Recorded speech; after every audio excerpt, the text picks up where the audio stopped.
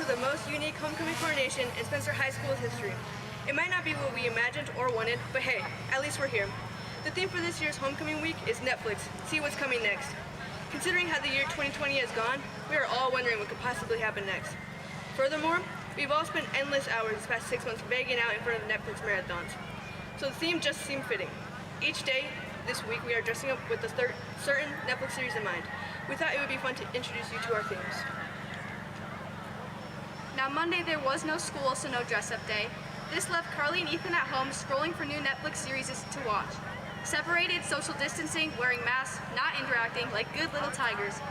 Initially, these two didn't like wearing a mask, but now they've discovered the beauty of being able to stick out their tongues at each other, while the other one thinks they're actually smiling.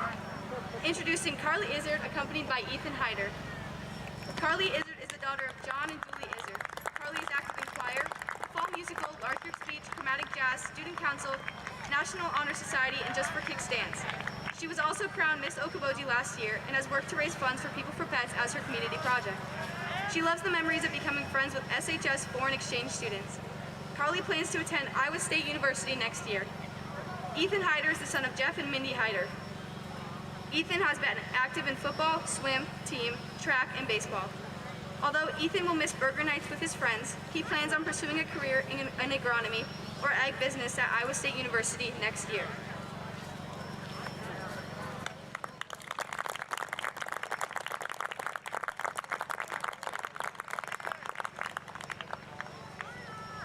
Yesterday was our first dress-up day where we recognized the sports theme in the Netflix series All-American. We all were sporting our All-American attire at school yesterday. This Netflix series portrays the true story of a former NFL player appropriately named Spencer, who's a good kid but not perfect. In this series, fans watch Spencer struggle to balance life, liberty, and the pursuit of football fame, along with some girlfriend drama. After last week's performance on the football field, John Nissen has found himself in the same boat. But drama mama Molly Crew is calling the plays for this football star. Here comes Molly Crew, accompanied by Jonathan Nissen. Woo! Yo! Molly Crew is the daughter of Pete and Andrea Crew. Molly has been active in speech and drama, National Honor Society, Student Council, dance, track, and 4-H. Molly's favorite memories center around the football student section. She plans on attending Iowa State University, studying a pre-medical major before pursuing a medical doctoral degree. John Nissen is the son of Joe and Kim Nissen. John's favorite activities have been football and track, with his favorite memory being the football playoffs. John plans on attending a college of his choice, possibly majoring in an agricultural field.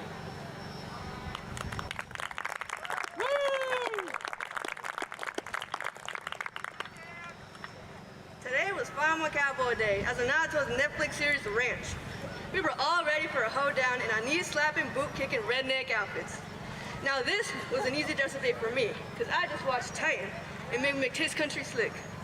This was Titan's favorite day. He didn't even need to dress up. Scoot on up here, Titan, and bring that there Yellow Bella Texas flower ray of sunshine with you. Introducing Albany Brown, accompanied by Titan Coleman. Woo! Yeah. Albany Brown is the daughter of Jason and Tammy Brown. Albany has been involved in volleyball, National Honor Society, and dance at Just for Kicks, and Club Interact. Albany's favorite memories include attending the homecoming dances, prom, and supporting athletics. She is undecided on her plans for next year. Tyne Coleman is the son of Tracy Coleman and Larry Wiggin. Tyne has participated in football, wrestling, and track and field, and National Honor Society. His favorite memories involve football team gatherings with teammates and friends. Tyne plans on attending either Iowa State University or SCSU next year, majoring in either exercise science or psychology.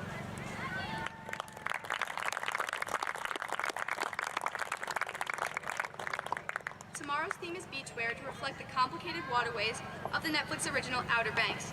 In this series, a treasure hunt takes place amongst lots of drama between the haves, known as the Cooks, and the have-nots, known as the Pogues. Now, we don't want to point out the obvious, but our next couple clearly has a kook and a pogue. Stand up, Alyssa and Jack. Who do you all think is the have, and who do you think is the have-not? I think that question is better off staying unanswered. Jack. Introducing Alyssa Rouse and Jack DeWitt.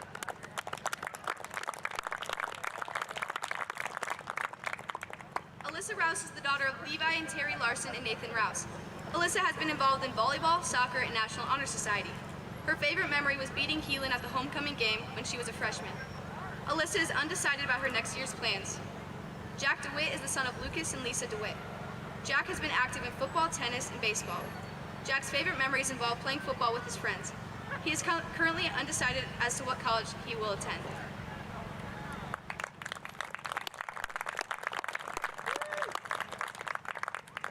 Friday's theme is Tiger Pride, based on the quarantine hit Netflix series Tiger King. So maybe Landon isn't Joe Exotic, but he is a Tiger King. Kaylee certainly is the cat's meow as she dances around purring and plotting how to rid herself of her enemies. But let's all agree, all you cool cats and kittens, COVID is Carol Baskin's fault. Introducing Kaylee Hansen, accompanied by Landon Ellis.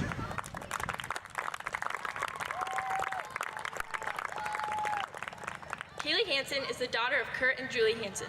Kaylee has been active in volleyball, student council, National Honor Society, and is dance team captain. Kaylee fondly remembers placing at the state dance team competition. She plans on attending Iowa State University and pursuing a career in the medical field. Landon Ellis is the son of Jason and Sarah Ellis. He has been active in basketball, football, and tennis at Spencer High School. His favorite high school memory involves playing at the Creighton basketball arena last year. Landon plans on attending either Iowa State University or South Dakota State next year.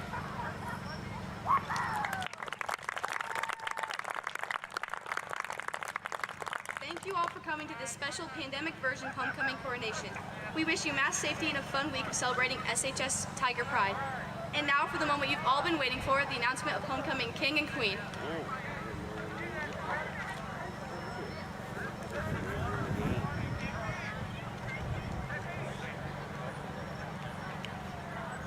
Y'all step forward just a little bit, like 3 steps.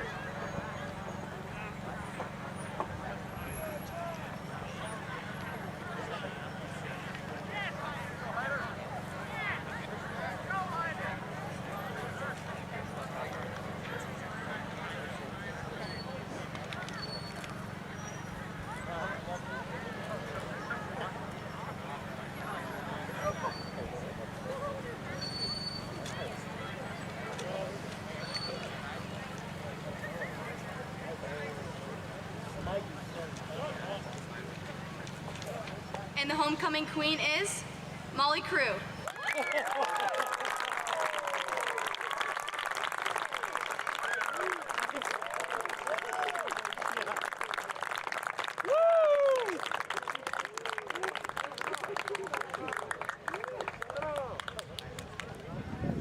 And the homecoming king is Ethan Hyder.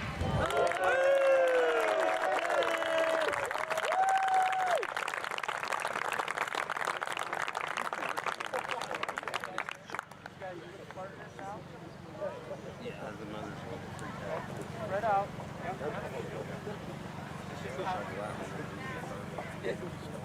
At this time, we'll present gifts to the king and queen.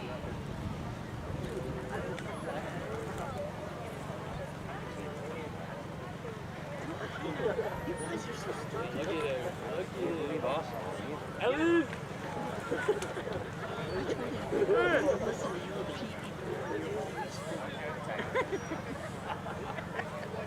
You know, there were 8 boys in our class, and we had 4 people on volleyball. I didn't make it. I remember just staying there and I was waiting to get a picture.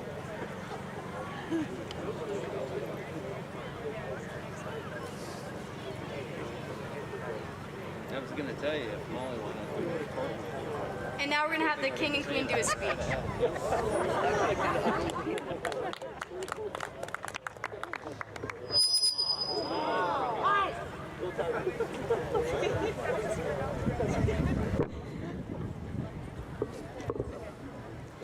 Thank you everyone for coming out and supporting us during this time. I know this year is a little bit different, but we're so happy that we could still have homecoming and hopefully we can stay in school longer.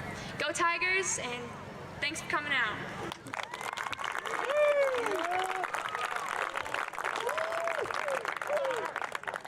Thank you all for coming out. We all appreciate your support this fall. Come out and support us Friday and watch us beat Heelan. Thank you. Yo!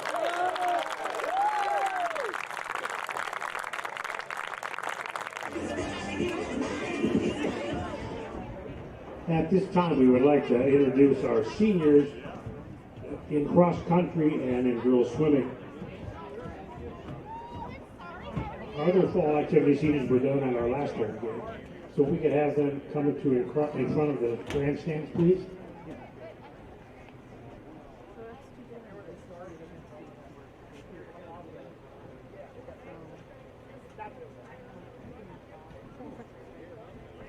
This first group of seniors are our seniors in cross country. Case Cawthron, son of Randy and Leah Cawthron. Case plans to attend the military after graduation. Caden Klein, son of Dan and Tammy Klein. Caden is undecided about plans after graduation at this time. Jasmine Edwards, daughter of Brian and Robin Edwards. Jasmine plans to study abroad in New Zealand and to pursue a degree in biochemistry. Janaea Hassman, daughter of Dan and Karen Hassman. Janaea is undecided about plans after graduation at this time. Jackson Shendall, son of Jonathan and Jody Shendall. Jackson plans to attend college at Iowa State. Zach Scholerman, son of Jim and Denise Scholerman. Zach is undecided on college but will major in pre-veterinary medicine. These are our cross-country seniors. Our next group is our senior girls in swimming. They would come forward, please.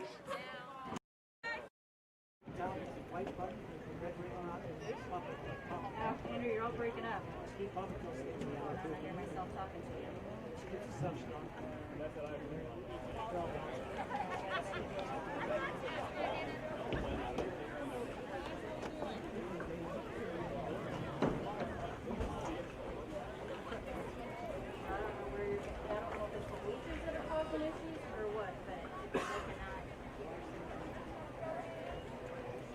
Senior girls in swimming this year. First is Heather Howard, daughter of Lyle and Katrina Howard. Heather is undecided on college but plans to major in physical therapy. Anna Jacobson, daughter of Kurt and Cheryl Jacobson. Anna plans to attend the University of Wisconsin and major in industrial engineering. Sophie Kruko, daughter of Todd and Missy Kruko. Sophie plans to study horticulture. Kate Larson, daughter of Janelle and Andy Elspecker and Derek Larson. Kate plans to attend Iowa State University and major in engineering. Hannah Schultz, daughter of Jennifer Stupert Schultz and Peggy Stupert Prickett. Hannah plans to attend Iowa Lakes and then transfer to a university to become a psych nurse. And Shader Van Gelder, daughter of Jay and Chantel Van Gelder. Shader plans going to Northwestern College to major in biology with a focus on pre-medicine. Let's have a big hand for all these seniors.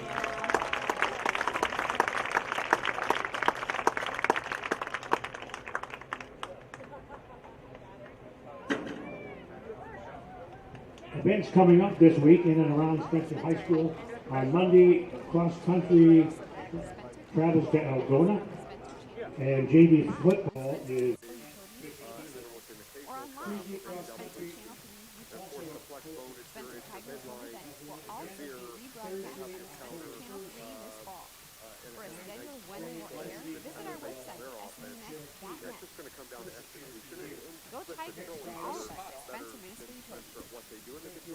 I think it's just vapor with flavor. It won't hurt my kid like cigarettes, right? Vaping is safer than smoking, isn't it? There's really not even that much nicotine in them, right? My kid? My kid knows it's dangerous. Get your head out of the cloud. Today, Testing nearly for Jody. 8,000 Test, kids will test, start test. vaping. Testing for Jody. Maybe even yours. Learn about the dangers at talkaboutvaping.org.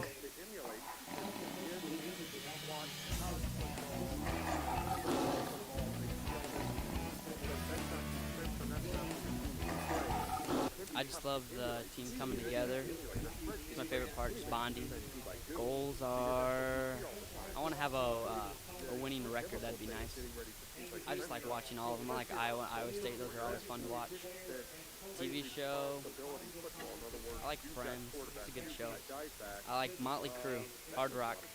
Oh, I like PE. Just get It's up. true. It's not flashy, and you got to know what you're doing. A lot. drive a truck. I would bring probably a boat, fire, friends, go to college, maybe agriculture. Point of the year, really start to see where your special teams are and if they can help make a difference for your team. How has your team performed with special teams so far? I think we've been on and off. At Spencer Municipal Utilities, we keep you connected. After a long day at work using our internet service for your business needs, we know you expect the same service at home. When everyone gets home and is using their devices while breaks a waiting bone for in his dinner, wrist, or and online he's while basically winding down done at the end of the day. for the year. He tries At to Spencer kick, he Municipal tries to pump, Utilities, just we are never keeping the you same. connected 24 hours a You know, day, we literally have a 7 days freshman a punter and a week. freshman kicker, and he's getting better every week. He's going to be very talented down the road. So that's been a little hit and miss.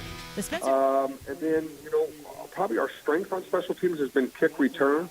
I believe we have one of the best kick returns in the state per average.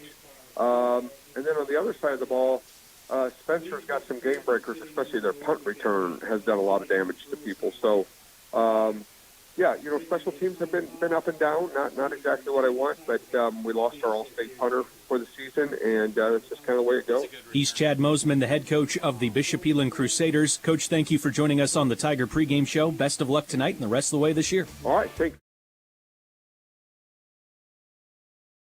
By sitting 6 foot apart from one another. Please remember to throw away all garbage into the trash cans upon leaving.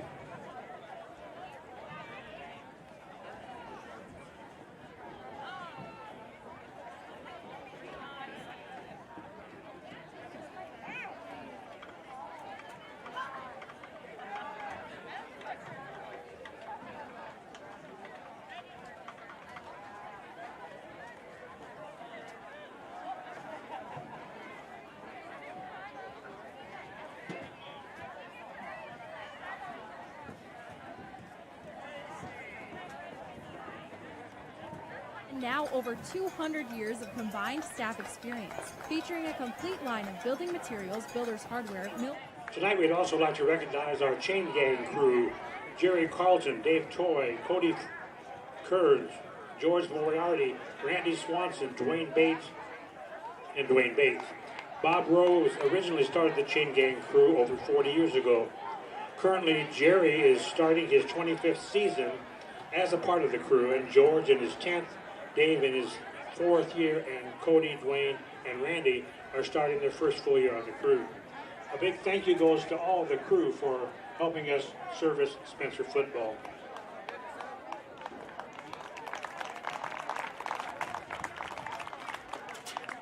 There is also one notable change tonight in the chain gang's equipment. We now have electronic down markers. Thank you to Bob Rose for his donation and the Spencer Trail Twisters. These will now be known as the Bob Rose down markers for his years of service on the crew and the generous donation to help make this purchase.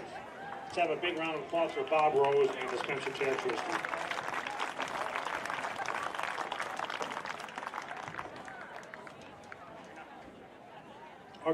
Our game day sponsor tonight is Surf Pro of Spencer and the Iowa Great Lakes.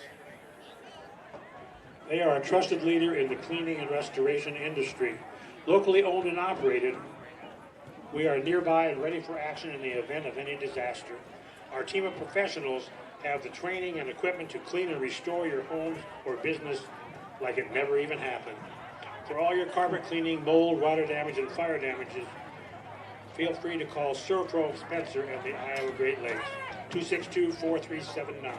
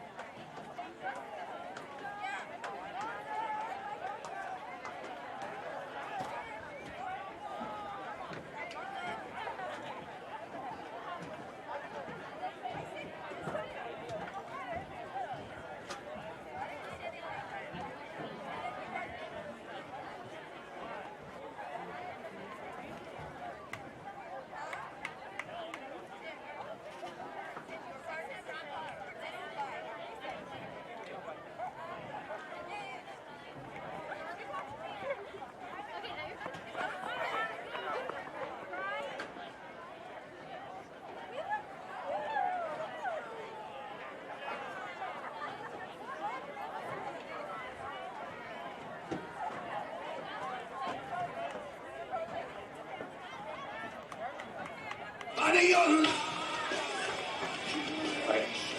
Mic test. Test. Mic test.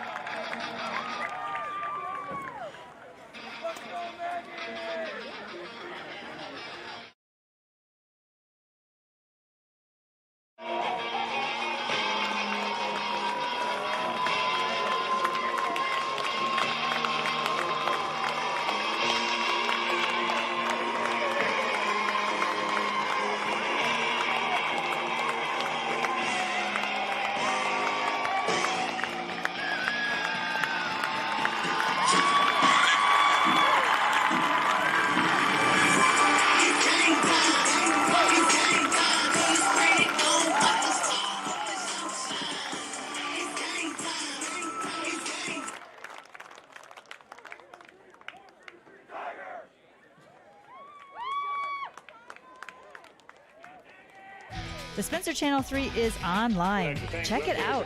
With Channel 3 Online, you can watch community and school programming, original shows, local cultural events on demand right from your computer, tablet, or smartphone. Access to Channel 3 Online comes free with your SMU cable subscription. Get started with Channel 3 Online today. Visit smunet.net for a direct link. Your favorite local programs are only a click away.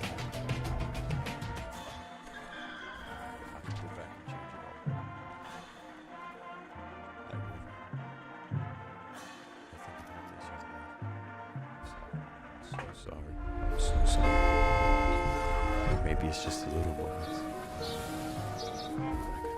If I could go back and change it all, if I could go back, I would. But I can't. I promise you.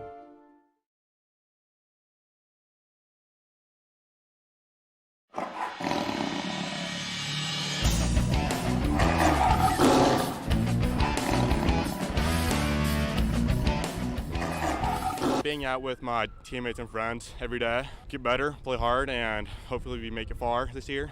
Favorite pro team would be the Vikings, I'd say, and then my college team would be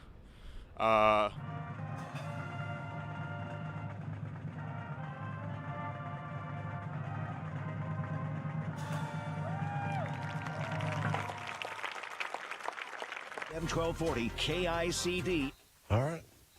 The Spencer Radio Group.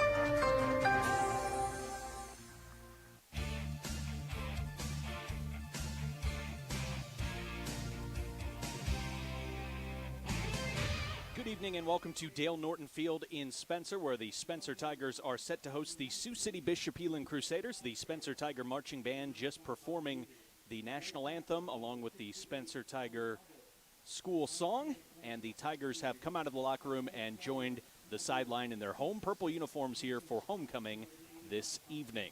The Spencer Tigers come into tonight's game 3-1 overall, 2-0 in district play. The Bishop Heelan Crusaders with a 1-3 record on the season, 0-2 in district play for Bishop Heelan. A loss at Boyden Hole Rock Valley, a loss to the Storm Lake Tornadoes, a win at Sioux City North, the lone win for the Crusaders, and an overtime game against Sioux City East that went to multiple overtimes, in which Sioux City East won that Battle of Sioux City 48-41. The Spencer Tigers have continued to play well here, especially in recent weeks after an opening season loss to the Webster City Lynx. And the Tigers from that point on with a victory 35-7 against Denison Schleswig, 28-0 at Lamar's, and 42-18 last week at Storm Lake. Lucas DeWitt alongside me. I'm Mark Magnuson. Thanks for joining us for this broadcast of Spencer Tiger football. Lucas, it's still a little bit misleading, I think, to look at that final score from a week ago, 42-18, the final margin, because that game was very close in the third quarter, but the Tigers took care of business in the second half ultimately and got an impressive road win. Yeah, the Tigers did own the fourth quarter, but that was a 2-point game with 3 minutes left in the third. And the Tigers really had some big plays, and really the line, offensive and defensive line of the Tigers took over with their just being bigger than Storm Lake up front. Well, I know we both enjoyed listening to Coach Chad Mosman talk here in our pregame interview, and he is the first-year head coach of the Bishop Heelan Crusaders. Listening to him talk, watching the Crusaders go through their warm-ups pregame here, looks like we're dealing with a little bit of a different Bishop Heelan Crusader look. Yeah, it really does. I mean, this is going to be a disciplined team. I think that they'll try to run the ball more than they traditionally have in the past, but they still like to, based on their previous games, have a healthy balance of passing in there as well. Braden Pratt, the captain for Bishop Heelan. Javi Mendez, the captain for the Spencer Tigers, meeting at mid. For the Tigers, number 7, Jack DeWitt, 153-pound senior.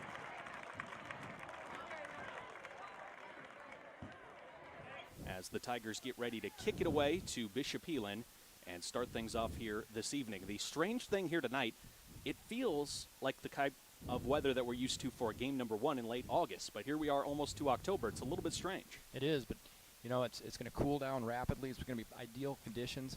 And the Tigers have been blessed all fall. Outside of a first half at Lamar's where it rained, it's been great football weather. We do have some bugs actually bothering us here at Dale Norton Field. Right now, that's the main concern for everybody. I know your wife was just up here a little bit ago with some bug spray, which was much appreciated, as we do have some bugs causing issues. But here we get set to watch the Tiger coverage team, which has been so good this year. And we heard about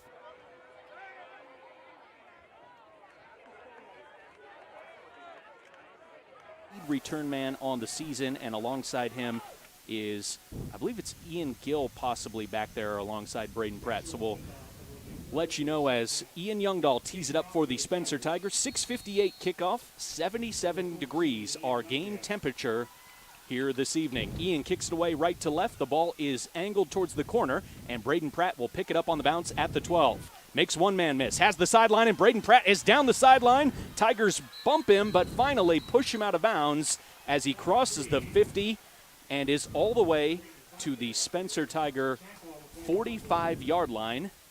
Maybe the 47 is where they'll back him up, but that's exactly what the Crusaders are capable of in the kick return game. Yeah, and Ian kicked it away from the deep middle, so they couldn't set up a wall. And all he did is he faked to the middle, went right down the sideline, beat our gunner, and he had a lot of room to run before he could get there, showing off his speed. And they actually backed him up about 5 yards, said that he went out of bounds at the Crusader 49.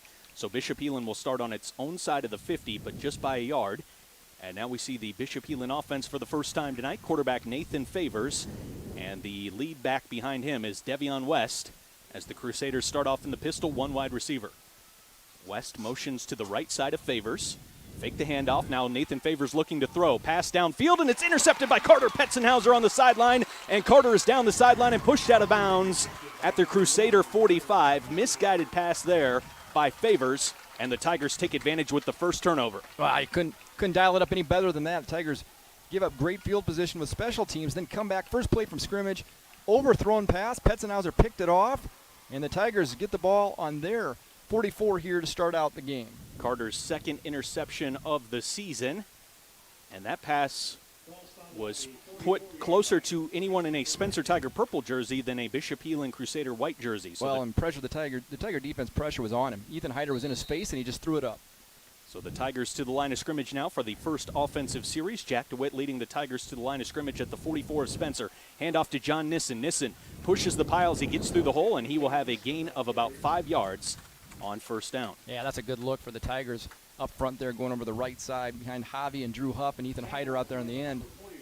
Just a good play to start off. Good down and distance, 2nd and 5. Up front for the Spencer Tigers offensively, Ethan Stave at center, Javi Mendez and Brogan Sire, the guards, Drew Huff and Mav Warburton, the tackles. Wide receiver is Carter Petzenhauser. Ethan Hyder, also one of the Tiger ends. Titan Coleman, Kenny Rash in the backfield alongside John Nissen. As Tigers run option to the right side, Jack will keep the football and patiently following his blocks as a flag flies in late. I think it was a face mask, Mark. I think he got grabbed around up top as he was trying to pick there for some extra yards. And actually, the Tigers coming out with 2 wide on that. You had Derek Huss and Carter split out. I didn't see who exactly it was in front of him, but Jack had a couple of personal protectors blocking downfield for him as he was picking his way. And you're right on the face mask, and it's the 15-yard variety. Yeah, that's a speed option to the right there where Jack's waiting for his flex bone guy to move up front, follows lead block, and it's just a double option really where he's going to more than likely keep it, as it's a kind of a quarterback power to the outside. Ball to the 32 of the Bishop Heelan Crusaders as Spencer in positive territory. 1st and 10 in the flex bone, one receiver split wide left. Jack hands it off to John Nissen, big hole off the left edge, and John's in all kinds of green space. Down the sideline, and he will barrel into the end zone for a touchdown as the Tigers make it look pretty. 1st and 10 from the 32, and it equals a Spencer Tiger touchdown and the lead. Wow, the Tigers went left that side, got behind Maverick and Brogan, and it was a veer, so he's reading the defensive end. Good handoff to Nissen, showed his speed and power to the outside, 6-0 Tigers. We saw John with a 60-plus yard touchdown down the sideline last week at Storm Lake. This time a rush of 32 yards for a score, and now Ian Youngdahl on to attempt the extra point. 15 of 15 on his extra points this year. Low snap, good hold by Carter. The kick is up, and it is good. Spencer 7, Bishop Heelan 0, 10:48 left to play on News Radio 102.5 and AM 1240 KICD. At Spencer Municipal Get Utilities, we your keep you connected. life Your heating back. and cooling system We have keeps one you goal home comfortable and all only year one round. goal. We all expect reliable electric service when we need it. Whether it's turning on the lights or operating appliances throughout the day, you and your family rely on it day and night. At Spencer Municipal Utilities, we are keeping you connected 24 hours a day, 7 days a week. We keep you connected to your world.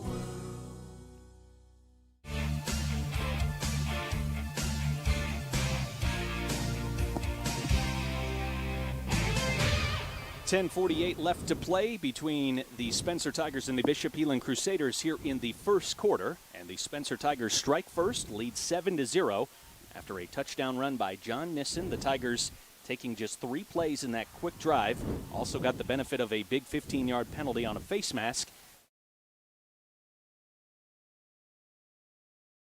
One here on homecoming. Tigers get a big stop. First play of the game from scrimmage. Get an interception by Carter Petzenhauser. Sets up good, nice field position for the Tigers. 3 plays, 56 yards, 55 seconds. Tigers up 7-0. So once again, the dangerous kick return team on the field for Bishop Heelan. Ian Young. Ian approaches the tee, lets it fly, this time angled towards the right. Fielded by Braden Pratt on the run at the 15. Pratt tries to bring it back to the middle, and he's tackled on a solo stop by Evan Schmidt, who makes the tackle in space. Yeah, Evan just broke down there. We've called his name on special teams. 6'4", redhead, solid, athletic. Went down, broke down, made the tackle. And I will say, too, that Evan was the first man down there, and then, like you said, broke down really well, and then made the stop. Well, the Tigers are playing out without their special teams coach here. Coach Brewer was injured this week. He's doing fine, recovering, and so the Tigers coaching staff splitting up special team responsibilities. Bishop Heelan to the line, 1 wide receiver. Handoff to Devion West. He will try to bounce outside left tackle, staying on his feet through some contact. And West is stopped after a gain of 4 on first down. Devion West, 5'8", 200 pounds, looks the part of a lead tailback. Yeah, he's a big boy over there. And there are a bunch of Tigers over there. I know Brogan Sire started the stop, and John Nissen was in on that, and then Landon Ellis, I believe, is going to be credited as a team tackle there. So the Tigers facing now a 2nd down and 7 to go for the Tiger defense. Spencer really stacking the box here with 9 up near the box. Now the run to the right side this time, and a big play through the hole. That time Devion West able to get some more running room and was able to build up a head of steam. Brings it out to the 34, a gain of 10. Yeah, first down for Heelan. Mikey Jordan came up from his linebacker position. He's been playing in there some as well. Right now he's given, looks like different Tigers in there at linebackers. He's given John Nissen a break after that run. So you got John and Titan in there. Last play, you had the big left guard, Santos Valdez, pulling around that right side from his left guard spot and clearing a path for West. Here's the first down and 10. And it's the handoff to the left side this time for Devion West. And West again picking his way through the hole and has a nice carry on first down, a gain of 7. So 3 carries, 21 yards for Devion West. And now the Crusaders go hurry up as they get to the 42-yard line of Bishop Heelan for a 2nd and short. Yeah, right now you got Logan Huckfeld coming in the game for Cole Rudder. Get an adjustment there as they've been really attacking both tackles with just power plays here. Ethan Hyder and Brogan Sire, the defensive ends. Mikey Jordan and Titan Coleman inside linebackers. Now the running play to the right side for Devion West. Hesitates. Stutter step in the hole. Gets near the line to gain, and it looks like he has enough for a first down, gain of 4. Yeah, Davion West is a sophomore, big body. You're starting to see that he's really come into his own here with the 5th game of the season as a sophomore. Getting more comfortable there, looking for the seams, able to get enough for the first down. Bishop Heelan bringing, really, when they do let you know where they feel like they have the strength of their line as far as the power plays. And we heard that Coach Mosman talking about the bread and butter of this offense, power, sweep, and counter. Devion West will move in motion now before the play, and it's a quarterback keeper for Nathan Favors on the quarterback sweep to the right side, and Favors lowering his shoulder at the end of the run, delivering some punch. 3 on first down. First time we've seen him carry the football tonight. Yeah, linebacker Titan Coleman came over pretty much a solo. It was just a design quarterback keep, get the guys get out front and go. And one thing we haven't emphasized enough here tonight, Mark, is just how big up front Heelan is in their line. They Looks like a pretty traditional Heelan offensive line. Yeah, they go 226, 285, 275, 285, 250 up front. And then a 200-pound tailback behind that. The Crusaders with some definite size on that side of the football. 8 minutes left to play first half. Tigers lead 7-0. Bishop Heelan nearing midfield. 2nd down and 7. Handoff to the left side for Devion West. This time the Tigers are there, and they drive him backwards as Kenny Rash got there first to hold him up, then got some help from Huckfelt and also Sire and company out there on the right side of the Tiger front. Yeah, that's just a great team tackle by the Tiger defense. They're flowing. It's interesting. You had Titan Coleman coming on a blitz. He recognized it was going away from him, tried to get out of the wash. The Tigers strung it out. Huckfelt there at the meeting point, bringing up a big 3rd and 7 here for the Tigers. So now the Tigers have a chance to get the stop and get the football back as Bishop Heelan at its own 47 for this 3rd down and 7, and a new tailback into the game for the Crusaders, or at least standing in the backfield for Bishop Heelan. It's Luke O'Hearn to the left of quarterback Nathan Favors. Tigers show blitz while they bring pressure. Straight drop back for Favors, looking to throw. Good protection, now steps up, wants to run. Evades one tackler, now tries for the sideline. Lowers his shoulder, and the ball goes flying out of bounds. Shy of the first down marker is Favors as he makes it to the Tiger 46 when he needed to get to the Tiger 45. You know, in a game like this, Mark, you wonder if they'll just go for it. They got on our side of the field. It's going to be 4th and 2. And with everybody making the playoffs, nothing to lose, you wonder if they roll the dice here, Mark. That ball went flying out of bounds. It looked like it may have been Kenny Rash that knocked it loose. And you're right, the offense staying on the field, at least the indication here for this 4th down and 2. Tiger defense will keep the same look on the field. Game clock, or the play clock rather, down to 5 as Nathan Favors gets to the line, needs to hurry. 1 second left on the play clock. Delay. Should be a delay. Haven't gotten a whistle. Still no whistle. Still no whistle. We've had delay of game. A delay of game there now for gotta help him out here, Mark. 10 seconds. It felt like before we got the delay call there. It was really probably about 5 seconds of real time. And then they gave him a timeout, so the official must have called a timeout on the far side. But that was definitely way past as they were trying to weigh their options here. That might make more sense why it took so long, though. They did give the timeout. So a timeout on the field. 6:55 left to go first half. Spencer leads 7-0 on News Radio 102.5 and AM 1240 KICD. Main Street is more than just a place. It's a state of mind. Do it. He makes fun of his friend who vapes. He would never try it. Agents. She's into soccer. She's on the honor roll. She's just not the type. No way. No way. No way. No way. My kid would never vape. Get your head out of the cloud. Today, nearly 8,000 kids will start vaping. Maybe even yours. Learn about the dangers at talkaboutvaping.org. 6:55 left to play first half. Spencer Tiger defense facing a 4th and 2 for the Bishop Heelan Crusaders. Nathan Favors in the shotgun. Hands it on to Devion West. West finds his way through the hole and has a first down as West picks up 4 yards on the run to the right side. Yeah, I see the Crusaders have enjoyed that play here, giving it to their back deep in the field and let him get around and pick his hole with the big guys up front. And those 2 extra blockers on the right side of the line, setting the edge, and also a kick-out block on Evan Johnson, and allowed Devion West to turn the corner just around his right tackle that time, Colin Hubble, who goes 5'11", 226.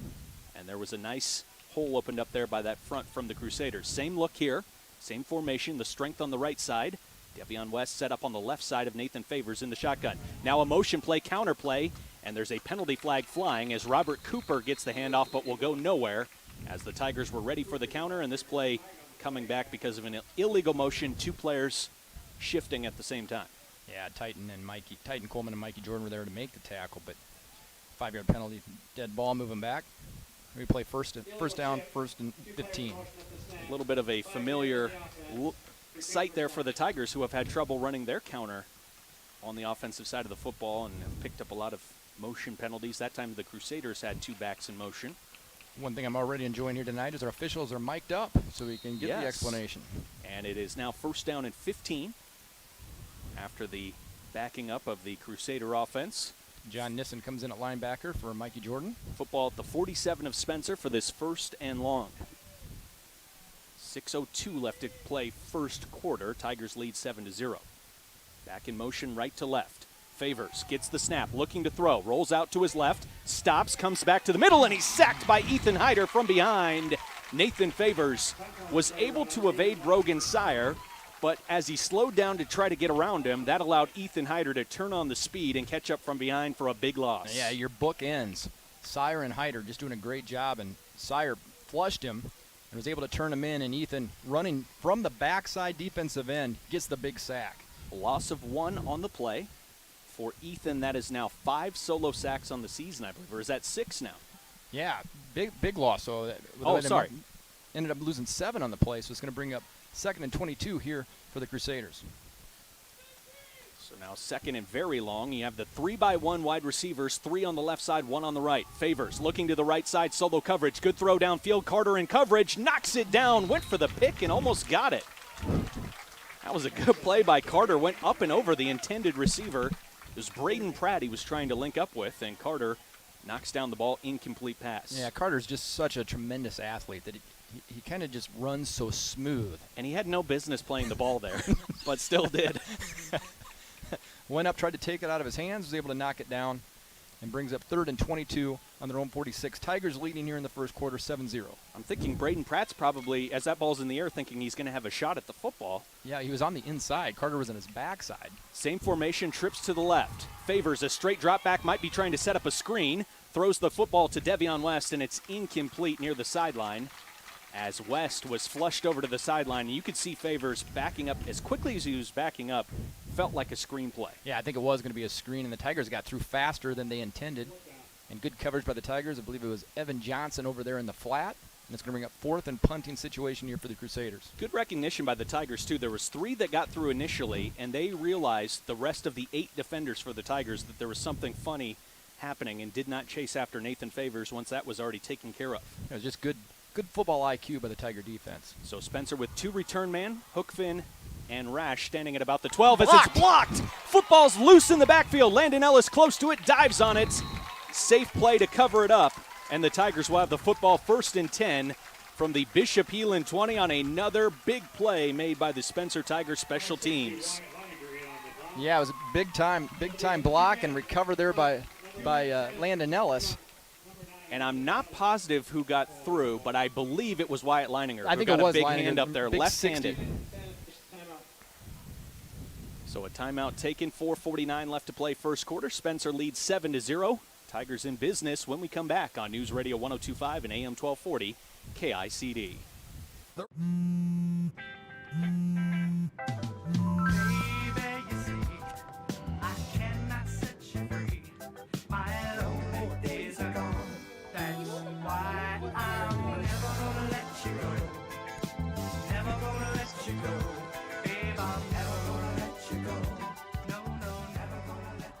Here you go.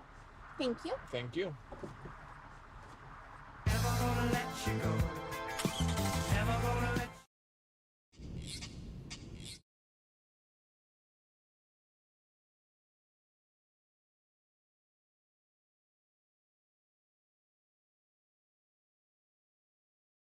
Lead the Bishop Heelan Crusaders 7-0. As Spencer just making a big play on special teams. The block punt, as of right now, we've given it to Wyatt Leininger.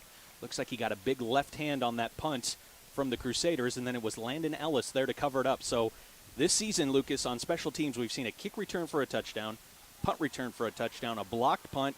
We've seen Ian Youngdahl handling his kicking responsibilities night in and night out. Tiger special teams and coverage have been great as well. Absolutely. Big credit to the special teams there. And also you got to credit your kicker with a big-time tackle last week as well. Getting it done all the way around as the Tiger offense comes out on the field on the Crusaders 20, leading 7-0 here, 4:49 left here in the first quarter.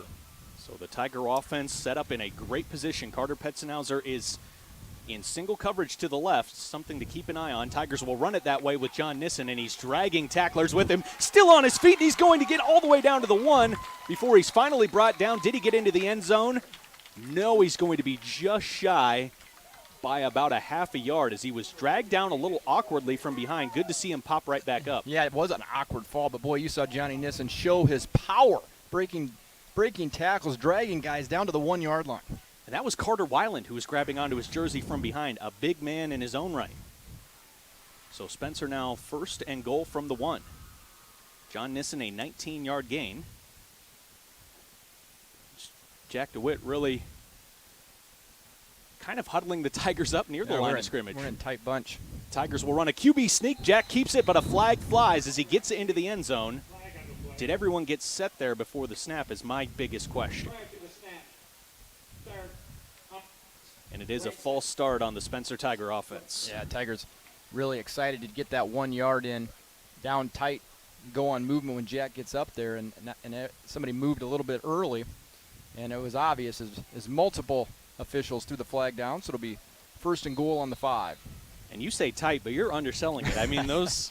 There's no splits there, Mark. I mean, they're on top of each other. Those linemen were, you're right, almost crossing over one another with their feet. That's how tight it was. This time the Tigers come out in the normal flex bone look. 1st and goal from the 6. We'll run it left side. John Nissen has the handoff. No, he kept it to Jack, and he will spin his way across the goal line, and he's into the end zone for a touchdown.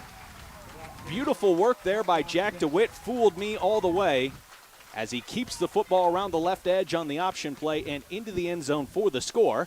And the Tigers strike once again, lead it 13-0 with the extra point pending. Well, when you look, that play is available because John Nissen has a run of 32 2 plays ago and 19 the play before, and you're keen on your fullback, so they all crash down, allows Jack to get out, pull out the read, get into the end zone. Nice job, Tiger offensive line. Extra point is up, and it is through the uprights and good. And the Tigers extend the lead, now out in front 14-0. 3:56 left to play first half on News Radio 102.5 and AM 1240 KICD.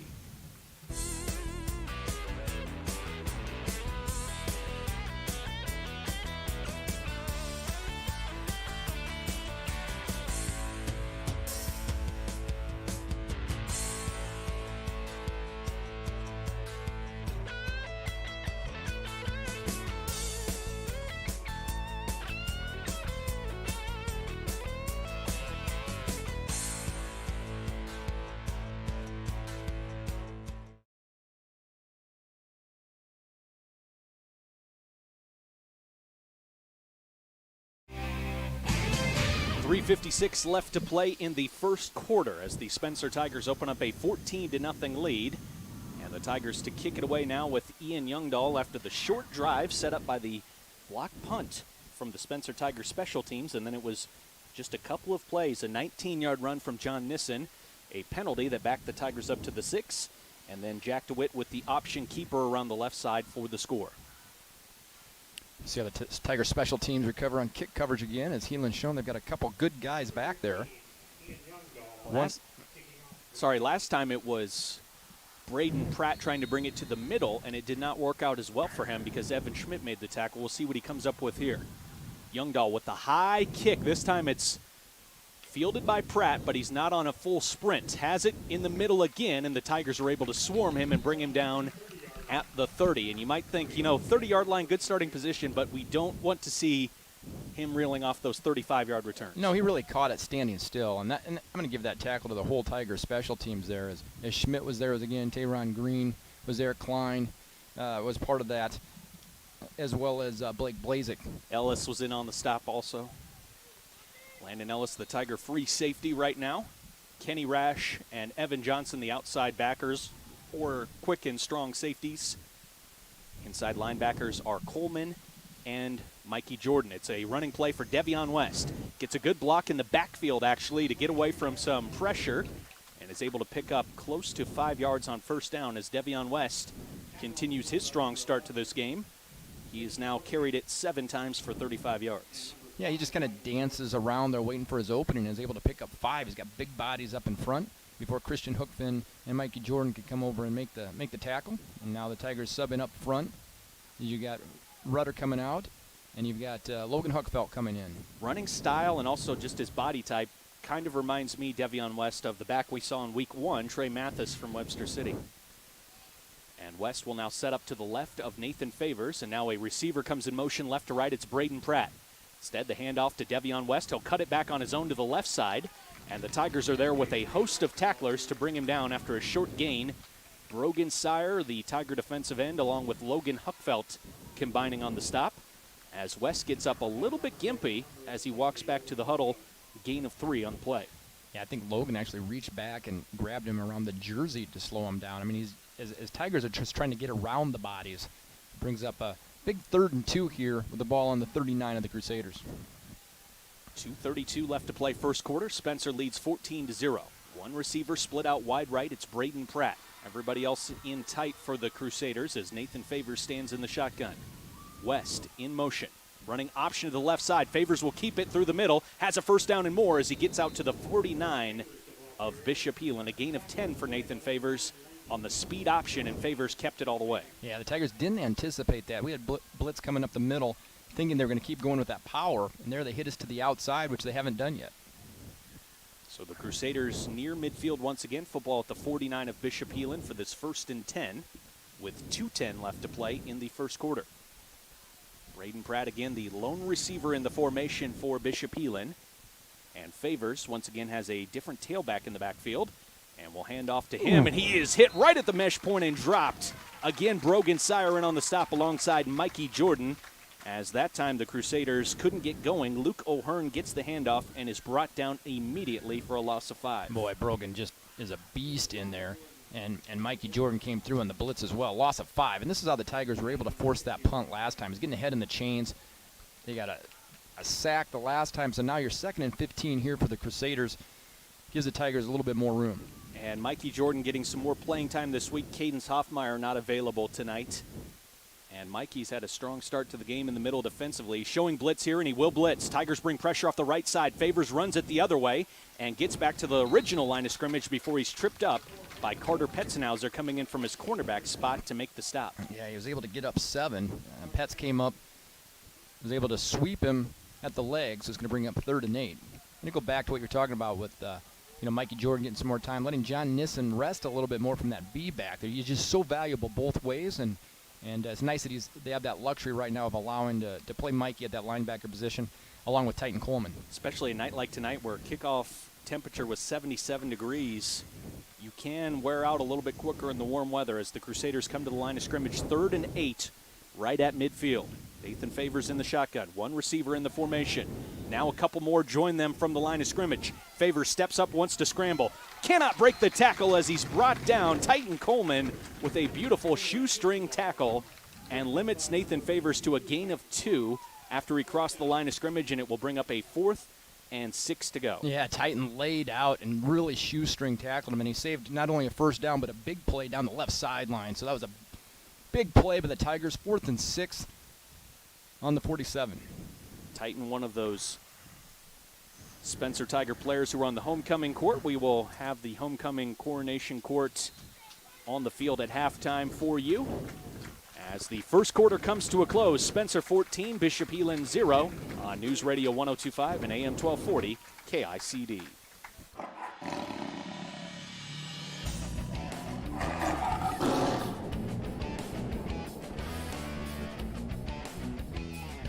Just the camaraderie in the locker room and the bus rides to away games, some of the best times.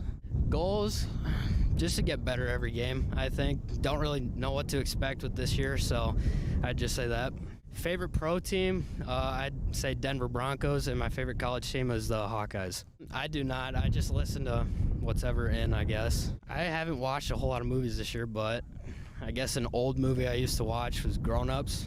Favorite high school subject, I'd say math, just because it goes super easily for me. I couldn't tell you. I lose track. I don't know. I drive my car everywhere.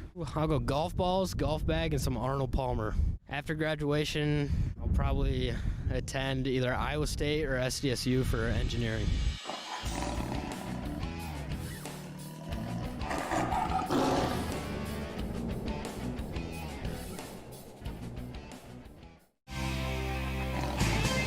Start of the second quarter from Dale Norton Field in Spencer, homecoming 2020, and a 4th down and 6 for the Bishop Heelan offense. The football at the 47 of Spencer for this 4th down attempt.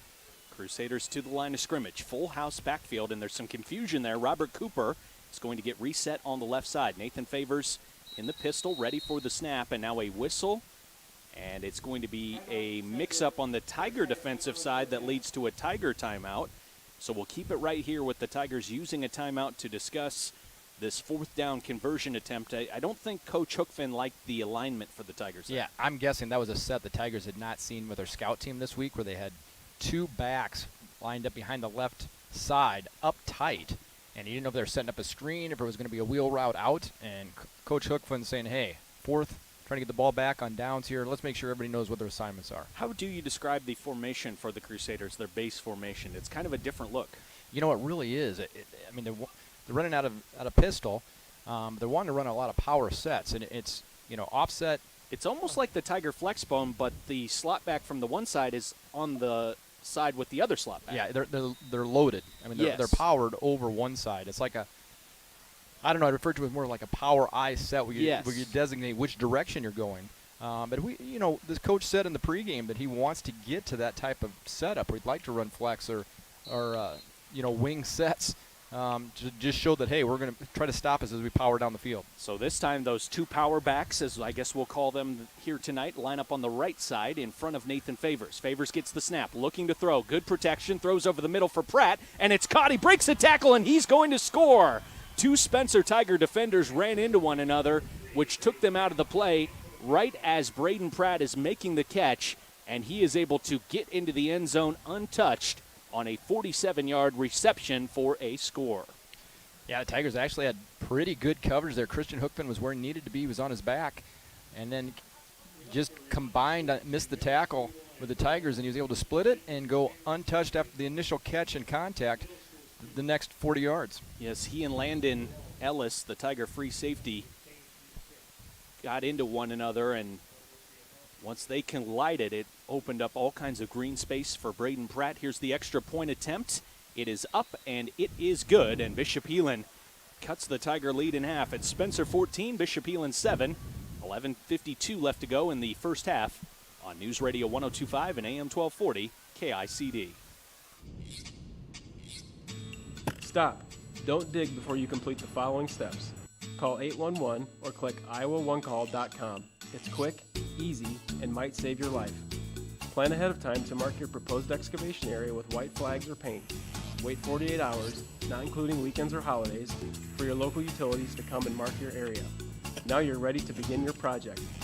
Don't forget to call or click before you dig. It's quick, easy, free, and it's the law. Did we blitz on that one that we got?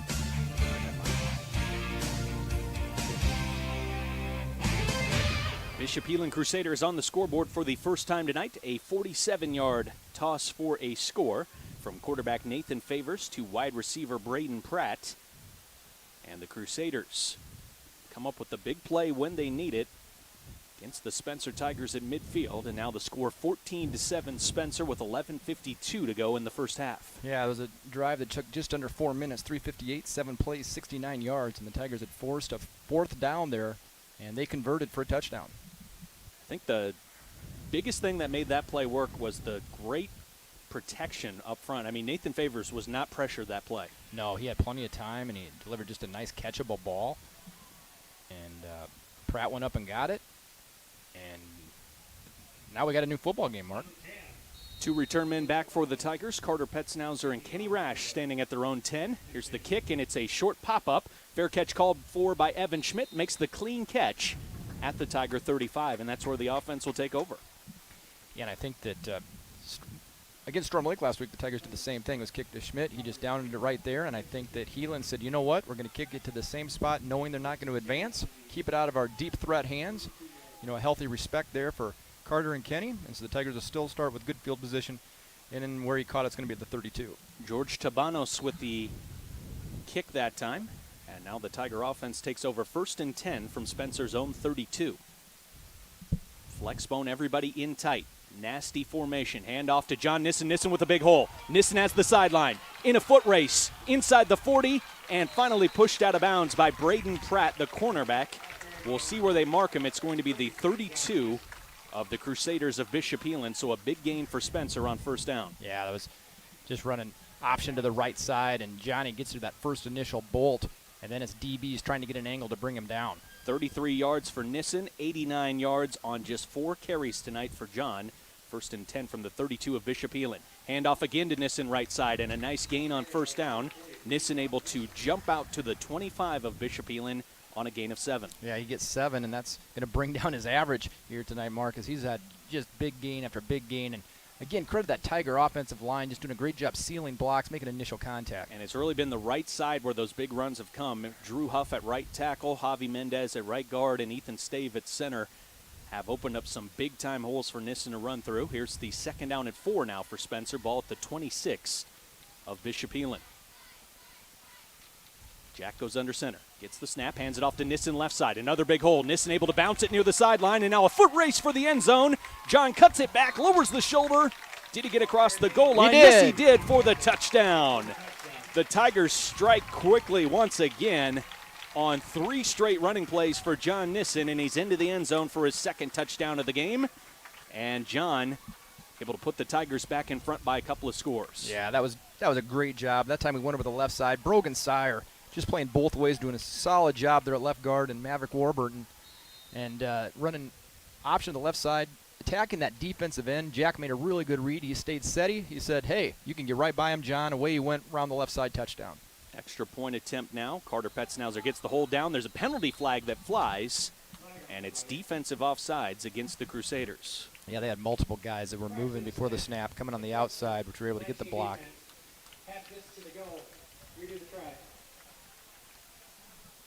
So the Tigers will get a little bit closer with the half the distance to the goal mark off.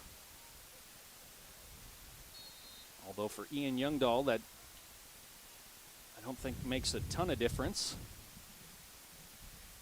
Good snap, hold is down, kick is up, and it is good.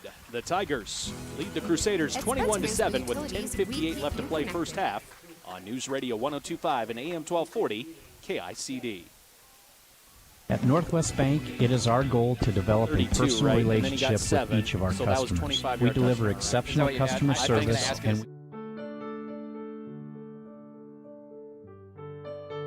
across the country, we walk, carrying flowers that signify why we want to end Alzheimer's disease. But what if, one day, there was a white flower for Alzheimer's first survivor? What if there were millions of them? Join us for the Alzheimer's Association Walk to End Alzheimer's. Register today at alz.org/walk. 21 points on the board, and the Tigers have run 7 offensive plays. And have not scored on special teams. Now think about that. Yes, that's true. John Nissen has carried 6 times for 121 yards and a pair of touchdowns. Jack DeWitt with 1 carry for 6 yards and a score. So right now the Tigers are averaging 3 points per play, Lucas. That's a pretty good advanced stat. I'll take that one. You should take that one, and we'll take that all day. As the Tiger offense has looked just phenomenal from scrimmage. That Tiger offensive line blowing holes wide open, and John Nissen, once he gets a crease, he's been gone. And the defensive staff for the Crusaders right now has to be frantic with what they've seen so far. The Tigers kick it away deep, and this time it's drifting into the end zone for a touchback as Ian Youngdahl puts his foot through it. There's not really much wind here right now as the American flag in the corner of Dale Norton Field hangs down to the flagpole. And so Ian just decided, you know what, I'm done messing around. I'm going to put this one in the end zone. Ian with a little bit of homecoming juice on that one.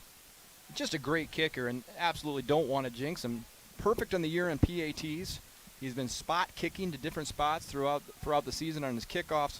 Such a weapon to have him there. It's kind of like a multi-year starter at quarterback with your kicker. You know, you're able to do those things because Ian has been playing for several seasons now. He's got the experience. Here come the Crusaders in a new look with 1 receiver each side of the field. Nathan Favors will hand it off to Devion West. Tries it right through the middle, and there's nowhere to go, and he got bended up awkwardly. Hopefully he's all right, as he was hit down low and up high, and he bounces right back up to his feet. That's good to see. Yeah, that was a great job of the Tiger defense up front, making a pile, nowhere to go.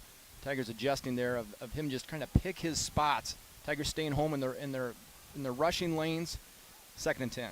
And we've seen the patience and the power from West, but we haven't seen him break off a big explosive run. So when he's taking his time through the holes like that, I think the Tigers feel pretty confident in their ability to attack him in the football. 2nd down and 10 after no gain on the play. Shotgun look for Favors. Receiver in motion right to left. Favors a straight drop back, 3 steps, passes over the middle to Pratt, makes the catch and has some room. First down and more as he gets out to the 35, and he's slung down to the turf by Carter Petznauser. Gain of 11, or actually more than that. It's going to be a gain of 16. Yeah, and he got his initial burst, and then 5 Tigers came from all areas and surrounded him in an open field. They're able to bring him down, but not before he gets to the 36 of the Tigers. Braden Pratt looking like a certifiable weapon for the Crusaders here in the first half. And we knew that coming in. And we did. We talked about him in the special teams game as well. And he's been electric here catching the football. And he is their leading receiver on the season coming into tonight. 15 catches, 211 yards, and a touchdown. And he's added to that tonight with 2 catches for 62 yards and a score. 1st and 10 for the Crusader offense. Football at the 35. And a timeout going to be taken pre-snap by Bishop Heelan. 9:31 left to play first half. Spencer 21, Bishop Heelan 7 on News Radio 102.5 and AM 1240 KICD. At Spencer Municipal Utilities, we keep you connected. From the time you step in the shower first thing in the morning and quick start the dishwasher before leaving the house for the day, to grabbing a glass of water after an evening walk, we know you expect quality water to meet all your needs. At Spencer Municipal Utilities, we are keeping you connected 24 hours a day, 7 days a week. We keep you connected to your world. All right, Brian, we're ready. Well built.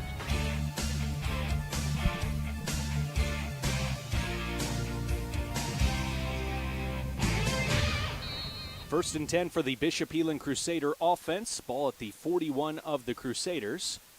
And the Crusaders were over the football and ready, and the referee whistled, and they all stood up. Now they get reset.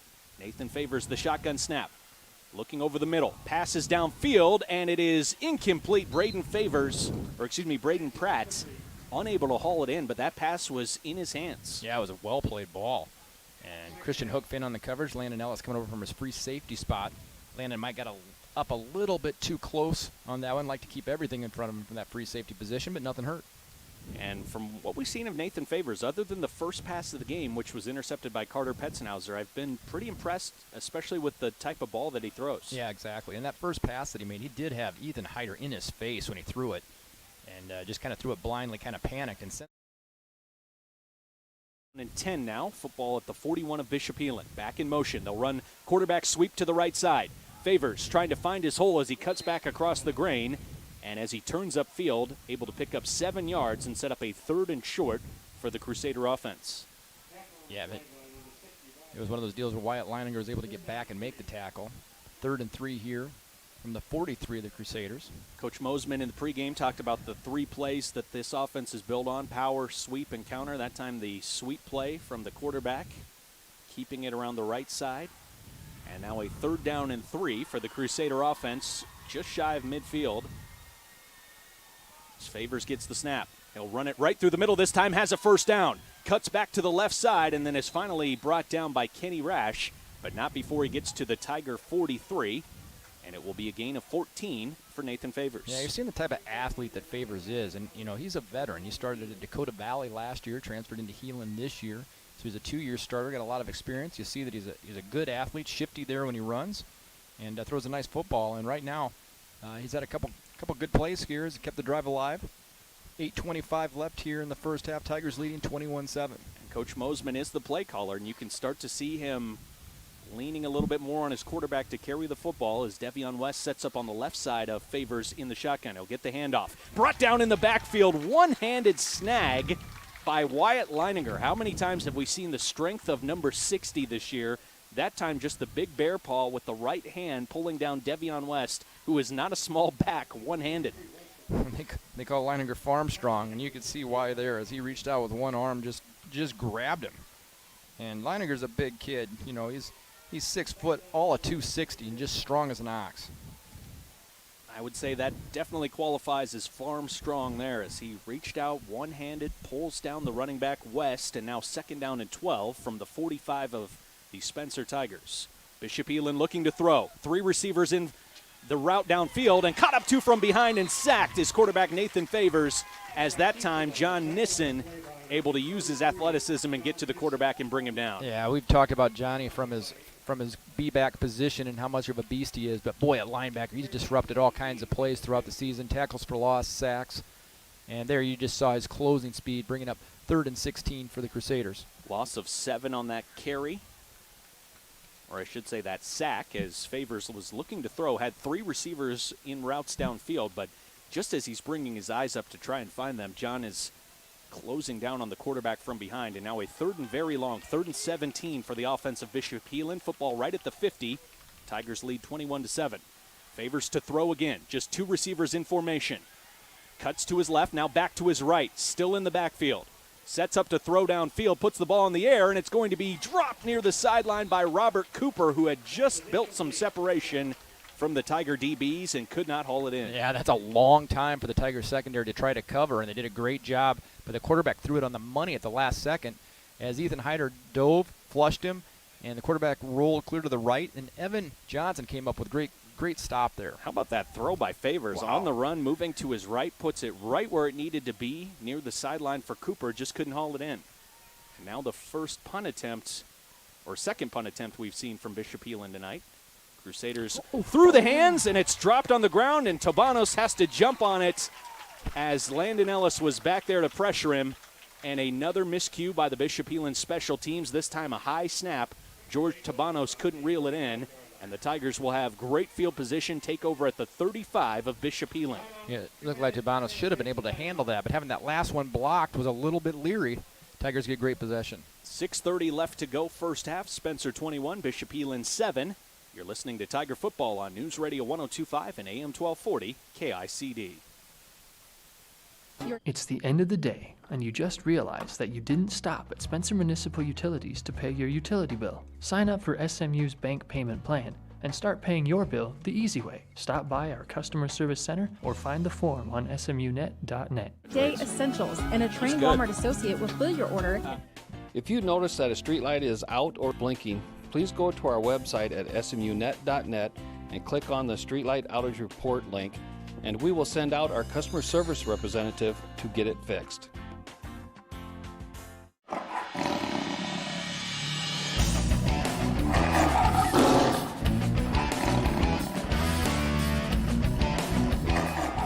Playing with my friends, you know, it's my last year, and it's just going out there and having fun with them. Play physical, play smart, and try to win as many games as we can. College, Iowa State. Pro team, New York Giants. Oh, history. I'm really fascinated with history. I know, as racism go on, I learn more and more about it, and that's what I like about it, to learn more and more. Oh, about 50, car, driving. Water, and water. Go to college, get a good education, and play more football, hopefully. Carter Petznauser split wide right. Tigers will run it to the left with John Nissen. Nissen stopped initially, breaks contact, and he's going to walk into the end zone standing upright. John Nissen, 33 yards for the score, and an absolutely busted play up front for the Bishop Heelan defense as the Tigers break open another big run. Well, they thought that Johnny had been stopped, and he just had his head down, kept his feet moving, and all of a sudden he breaks in the clearing, and it looked like nobody wanted to tackle that workhorse. And I think they've had enough of John Nissen here already. I will say that is not a good sign for the Crusaders defense. The fact that John Nissen broke through that initial contact and there was no one else there to swarm to the football and try to bring him down. 33 yards for the score. Back-to-back touchdowns on back-to-back carries for John, as there was some early pressure but no flag, and the kick is up and good. Ian Youngdahl able to navigate that pressure from the Crusaders, kept his focus and puts the Tigers ahead 28-7 with 6:22 left to play first half on News Radio 102.5 and AM 1240 KICD. At Spencer Municipal Utilities, we keep you connected. Safety is our #1 priority for our employees and the entire community. We assist in safely locating underground utilities when businesses and homeowners have simple projects to complete. Providing safe, reliable services is what we do. At Spencer Municipal Utilities, we are keeping you connected 24 hours a day, 7 days a week. We keep you connected to your world.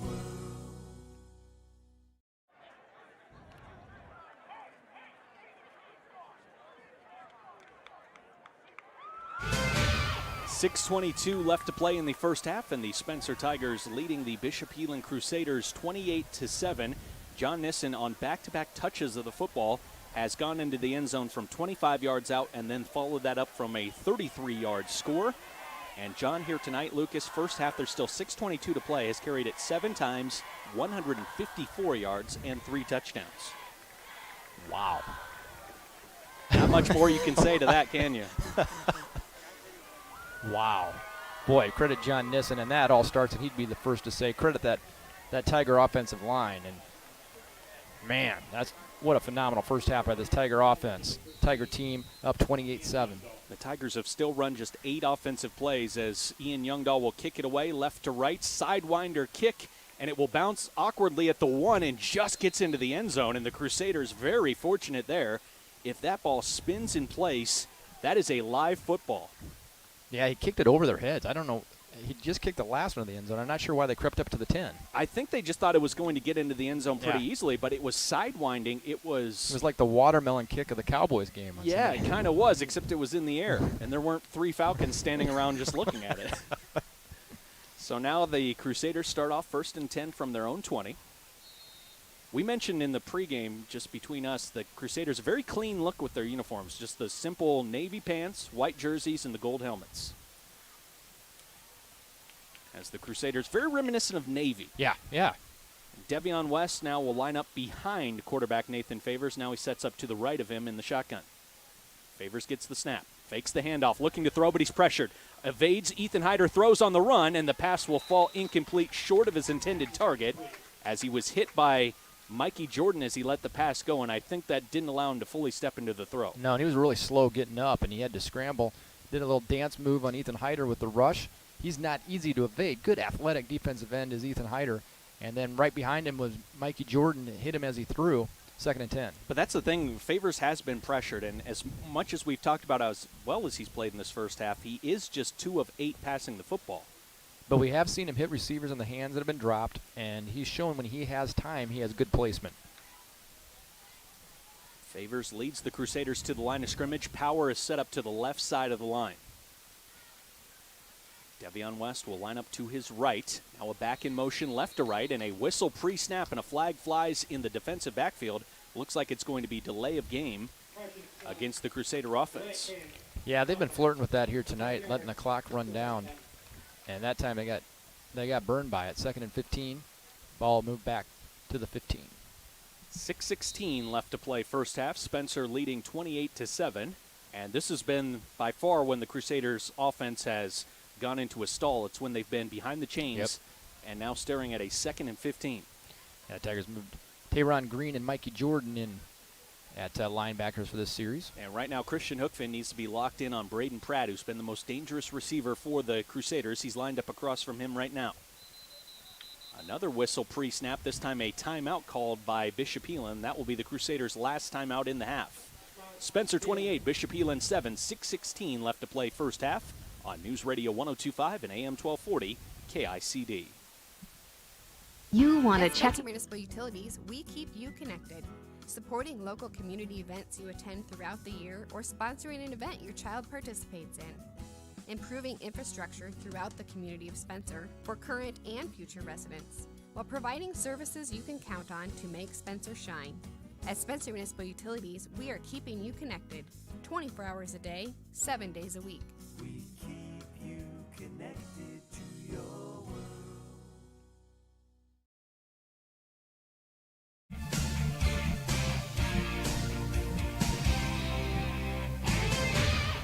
.616 left to play in the first half. The Spencer Tiger defense facing a 2nd and 15 from the Crusaders, setting up a middle screen. Devion West makes the catch, now navigates through some bodies, gets to the second level, has a first down, and spins across the 35 out to the 37. Good play call and good execution that time by the Crusaders offense on the gain of 17 yards. Yeah, big time run, moves it up to the 38 screen. You know, that's a good play for Heelan to run to take advantage of just the pressure we've been bringing. You know, our D-line has been a super job of getting off blocks, getting upfield, and our linebackers have been blitzing quite a bit. And there it makes everybody stay home, pause a second as they pick up a first down.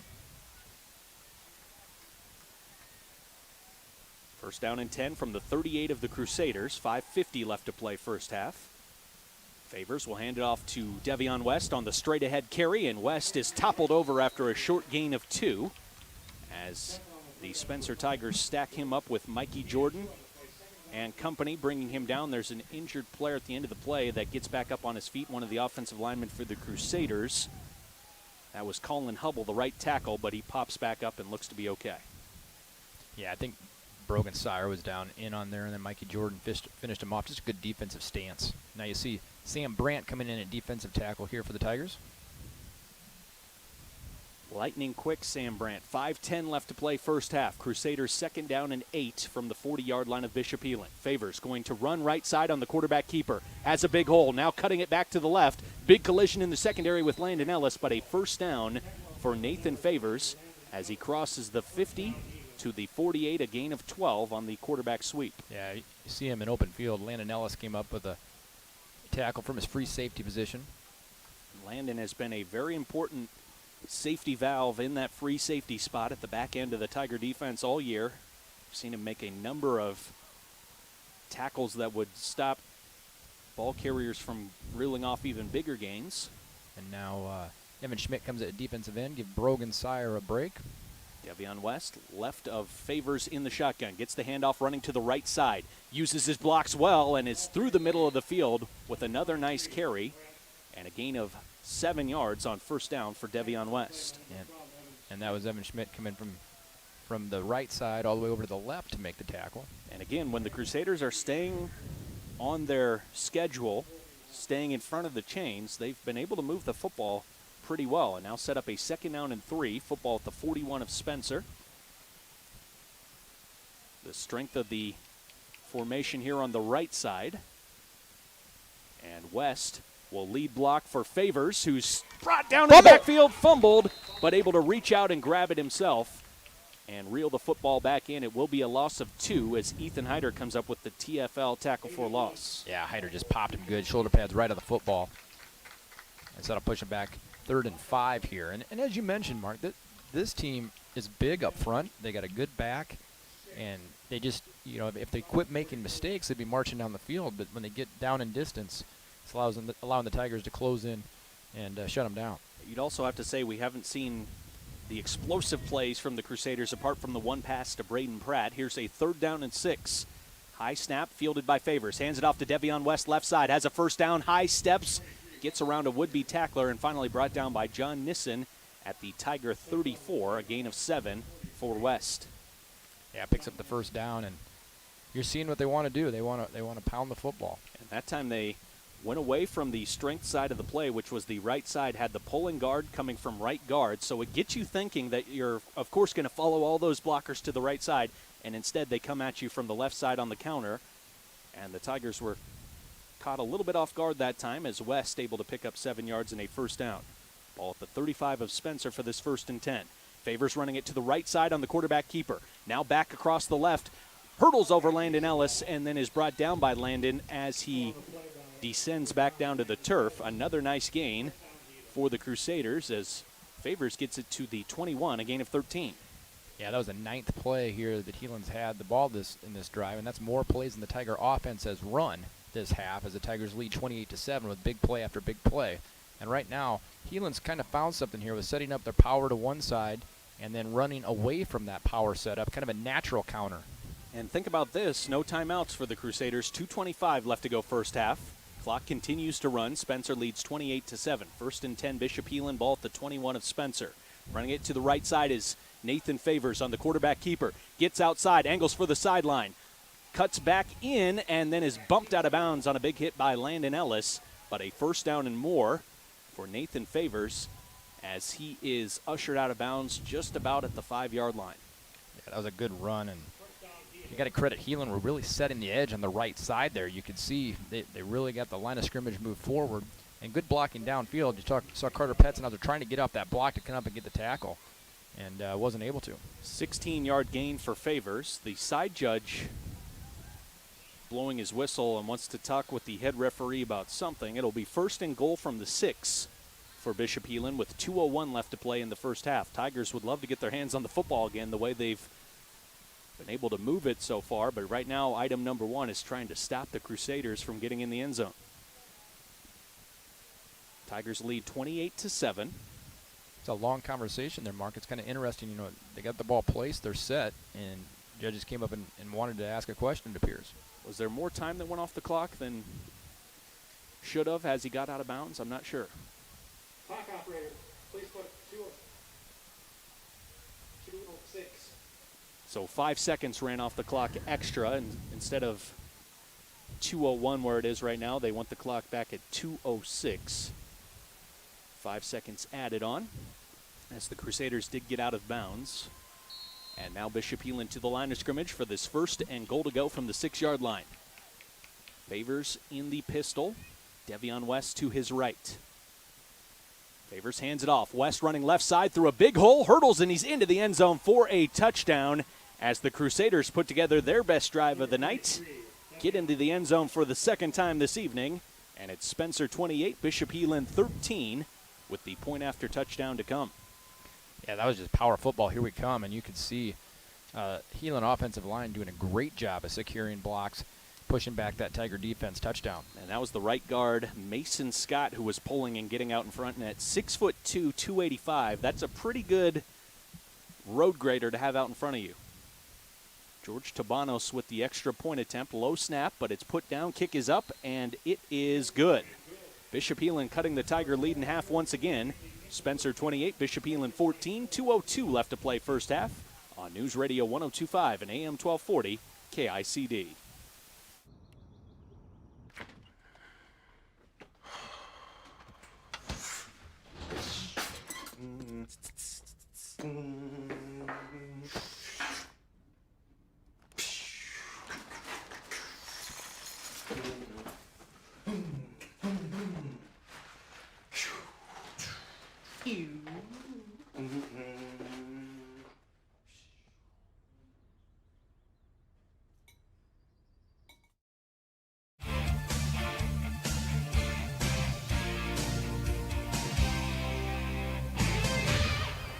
.202 left to play in the first half. Spencer 28, Bishop Heelan 14. And you have to give a lot of credit right now to the Crusaders, especially on the offensive side of the football. After that last score by the Tigers, where it was just one play into the end zone, we thought, are the Crusaders going to go away a little bit in this game? But no, they have buckled down, come back with their best offensive drive here tonight. Absolutely. They went 80 yards in 4 minutes and 20 seconds, 11 plays. And Devontae West, 6-yard touchdown. And 28-14 here. And the Crusaders, as we mentioned, ran more plays on that drive than the Tigers have in the entire first half. What did we hear from Coach Mosman in the pregame? He likes what Webster City and Coach Howard are able to do with the football on the offensive side. That looked like a Webster City drive. Absolutely. It's just possession, get ahead of the chains, you know, getting into a system. Very similar to what the Tigers do. You know your system, do it well. George Tabanos to kick it away. This is his high end-over-end kick, fielded at the 8 by Carter Petzenhauser. Sets up the middle return. Carter bursts through the initial wave, gets to the left sideline, still on his feet, and finally pushed out of bounds by the kicker, Tabanos, at the 47. And there's a flag on the play. And the flag is back at the 25. That was where Carter shifted directions and went around the corner, which is probably not a good sign for the Tigers. Great return there by KP. Head referee going to give us the call. And it's a holding penalty against the Tigers. So that will erase some of the field position.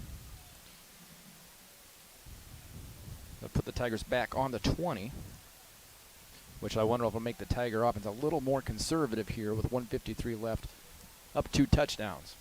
The way the Tigers have run the football right now, we'll have to see how this first carry goes before we can discuss that. 1st and 10 for the Tiger offense. Jack DeWitt turns around and tells John Nissen something just before the snap. Now everybody's set. Hands it off to John left side. This time able to push the pile forward, and just a straight-ahead bulldozer effort from the Tiger offensive line. Maverick Warburton was out in front of everybody.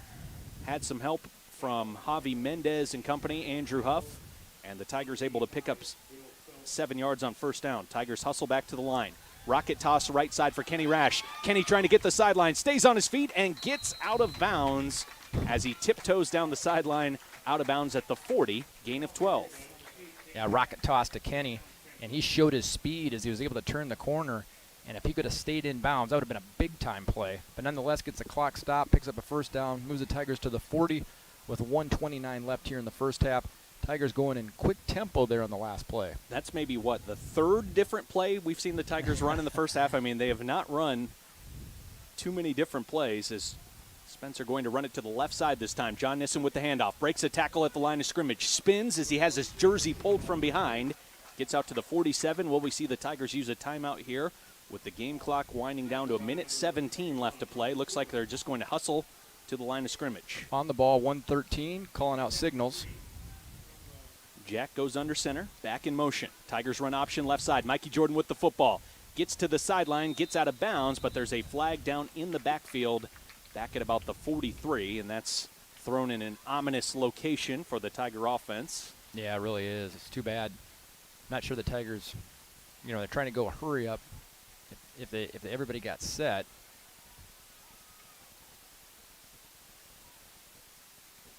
Yeah, illegal shift against the Tigers. Yeah, when you're trying to go tempo, get everybody up to the line, it's one of those, got to be set for a second, and somebody was still moving. Well, we have not seen the Tigers go to the air yet tonight, but there's some personnel in the game right now that can certainly bring in a pass, including Carter Petznauser, Ethan Heider, Christian Hookfin. Let's see what the Tigers draw up here for the 2nd and 9, ball at the 41 of Spencer. Tigers go under center. Jack DeWitt looking to throw. Has time. Sets his feet. Now tries to scramble out to his right. Near the boundary. Tucks the football trying to run it. Gets to the sideline and gets out of bounds. Has a first down, it looks like, as he just gets past the first down marker. Yeah, I think Coach Ty will be okay with picking up 11 and getting the clock stopped. Oh, they're going to mark him just shy of the marker by about a yard. Yep, so it's going to be 3rd and 1 here, 53 seconds left. Pretty good coverage there by the Crusaders. Tiger offensive line did a great job, though, of giving Jack time to throw. 53 seconds left to play first half. Clock stopped as Jack gets out of bounds. 3rd down and 1, ball at the 49. I think the Tigers can still go to the air here if they want to, knowing that it's 3rd and 1. We'll see what the Tigers opt for here. Everybody in tight. Back goes in motion. Handoff to John Nissen. Quick hitter through the middle. John dragging tacklers to the 40 of Bishop Heelan. A gain of 11 on the carry. And the clock stops momentarily to move the chains. 49 seconds left. Tigers on the ball. Now he winds it. So the guy's got to be up there and get set. So Tigers still have all their timeouts. 2 other timeouts. Spencer running to the left side. Handoff to John again. This time just pushes forward as much as he can. And the Tigers going to have to use a timeout here after a gain of 2. And the clock stops with 36 seconds left on the game clock in the first half. Spencer 28, Bishop Heelan 14 on News Radio 102.5 and AM 1240 KICD. Get your... Oh no! There's an easier way. With SMU's bank payment plan, you can pay your bill without ever leaving your home. Log on to smunet.net and sign up for SMU's bank payment plan today. Saturday mornings from 10 till noon during the school year.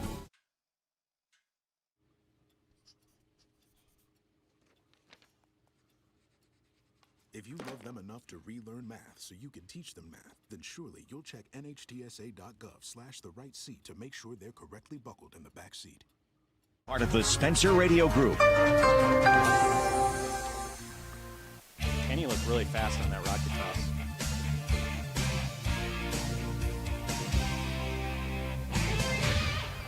.36 seconds left to play in the first half. Spencer 28, Bishop Heelan 14. The Tigers in their 2-minute offense with 36 seconds left to play. Ball at the 38 of Bishop Heelan. The Tigers with 1 receiver on each side of the field. Spencer with the rocket toss right side for Kenny Rash. Kenny has the sideline as he gets a nice block, stays in bounds, and Kenny is finally tripped up and knocked out of bounds at the 12-yard line, a gain of 28 for number 8. Well, that's been just set up beautifully. Just running, when we've run John up the middle, now your rocket toss to the outside. Those linebackers have been having to cheat to the middle, and Kenny showing his speed to the outside. And I love the job there by Mikey Jordan of getting the block, but then not trying to do too much as he disengaged, and he knew that if he tried to reach out and get to that defender again, he would be in trouble potentially for holding. It's good football smarts there by Mikey on the perimeter, and now the Tigers in business. 1st and 10. Ball One at the timeout 12. though here, Mark. So this will be interesting to see what we decide with 29 seconds left. Tigers are going to run it left side. John Nissen has the football, but he's stacked up at the line of scrimmage, nowhere to go, and the Tigers will probably have to use that timeout here, and they do. 23 seconds left to play first half. And that was actually Cal Ty who's in giving John Nissen a break, so he gets his first carry of the game here tonight. Cal Ty is the Tigers' number 2 B-back tonight with no Cadence Hoffmeyer, and so Cal carries it for 2 yards with 23 seconds left to play. So now second down, no timeouts left. Do you go to the end zone a couple of times here and try to give yourself a chance to get the ball in the end zone without having a chance to have the clock run out? Well, this is really not playing to the Tigers' strengths here. I mean, you're looking at an obvious passing situation. You know, and in district play, the Tigers have passed 5 times, I believe. So that's not something that we like to do. So, you know, you're 10 yards out, so you know you've got room to get it. So it's either going to have to be a strike to the end zone, or it's going to have to be a quick toss to the outside or get to the outside so you can get out of bounds. And you know what the Crusaders are talking about over in their huddle. They're saying keep an eye on number 1, Carter Petznauser. So that brings into question, what does that mean for the other Tigers on the field? And I was just going to bring up Christian Hookfin specifically, but Christian not out there now. Is there some new Tigers coming into the game? Jackson Richter, the receiver, split wide left. Cole Eddington is in the slot next to Mikey Jordan. Jack goes under center, looking to throw into the corner for Carter. Carter making a play on the football, tries to come back to it, and it's incomplete. And there's no penalty flag in the corner of the end zone. Good coverage out there. I think that was Sir Brandon Watts who was in coverage with Carter. I love the play call, just to throw it high to Carter, let him go get it, and the ball was where it needed to be. Carter went up and got it. He's claiming he had his arms grabbed, he couldn't secure it, but it's going to go down as a good defensive play there by the Crusaders. And how about the defender out there with him, a freshman, Sir Brandon Watts, the corner in coverage on Carter Petznauser. Same formation, trips to the left side, one receiver to the right. Jack to throw again, looking Carter's way, this time on the slant, and it's overthrown too high for Carter. That time the Crusaders were fooled as they thought that the Tigers might go to the corner again. Instead, Carter comes inside on the slant, and it was open. Yeah, it was a great route by Carter Petznauser. Fake corner came across, post route. Jack just threw it too high, trying to make sure it didn't get picked off low. Way too high for Carter, but we're going to bring out Ian Youngdahl, try to get some points here before half. Second field goal attempt on the season for Ian. Ball will be put down at the 16, so it will be a 26-yard attempt for Ian. Good snap, good hold. Kick is up, and it is through the uprights and good. Ian Youngdahl with the 26-yard connection to extend the Tiger lead 31-14. 13 seconds left to play, and the Spencer Tigers in front 31-14. You're listening to Tiger Football on News Radio 102.5 and AM 1240 KICD.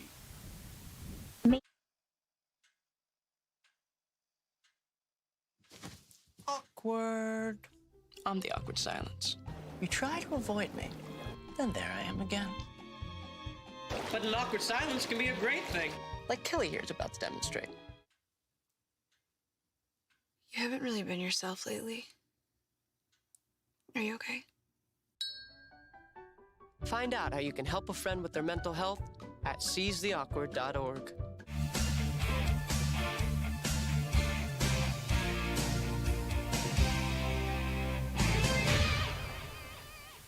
.13 seconds left to play first half. Spencer 31, Bishop Heelan 14 as the Tigers connect on a 26-yard field goal from Spencer's Ian Youngdahl. That was a 10-play drive, and the Tigers were able to kick it through the upright on the field goal. Yeah, just under 70-yard drive. Took a minute 40 off the clock. Good execution of their 2-minute offense. Trying to get a pass played and not, because they couldn't stop the clock, tried to run 2 of them, and then were able to come in and have Ian kick the field goal, get some points here before half. Youngdahl to kick it away with the football set up at the 40. Bouncer through the middle, fielded by Bishop Heelan at the 25, and the Crusaders try to get to the right sideline, and then a good tackle slinging the ball carrier out of bounds was Mikey Jordan on the solo stop in space. 7.8 seconds left to play first half, and we'll see what the Crusaders opt to do here with very limited time on the clock, but knowing that they need points. I would imagine they would keep it fairly conservative here, wouldn't you, Lucas? I would, but stranger things have happened, Mark. Crusaders normal personnel on the field. Braden Pratt splitting wide to the left as the lone receiver. Full house backfield with Nathan Favors. Quarterback in the shotgun. Devion West setting up to his left. Favors will get the snap, fakes the handoff, looking to throw. Double clutches. Now rush near the boundary. Will try to race out of bounds and gets out of bounds with 1.2 seconds left to play in the first half. Good scramble effort there by Favors, and he knew needed to get out of bounds to stop the clock, and he was able to do so as he picks up 9. Yeah, it's going to leave a second on the clock here. Tigers going more prevent. We'll see if they try to throw it deep. We've seen his arm. Favors has got a good arm, and he's been able to get it out there to Pratt a couple times as a good receiver. 1.2 seconds left in the first half. Tigers certainly trying to keep everything in front of them here, playing with 2 deep safeties, Kenny Rash and Landon Ellis. Devion West flanking Favors. Will get the handoff, and West will try the right side, and he's upended at the linebacker level by Mikey Jordan, who's had a strong first half. As the first half will come to a close, first down for the Crusaders, but it won't be enough to, as the clock will expire. And the first half will come to a close with Spencer in front, 31-14. And we'll have all of the homecoming halftime activities next here on News Radio 102.5 and AM 1240 KICD.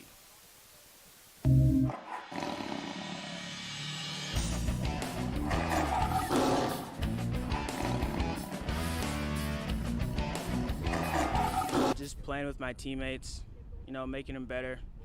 I like to hit too. It's all fun. I want to go above 500, like our record.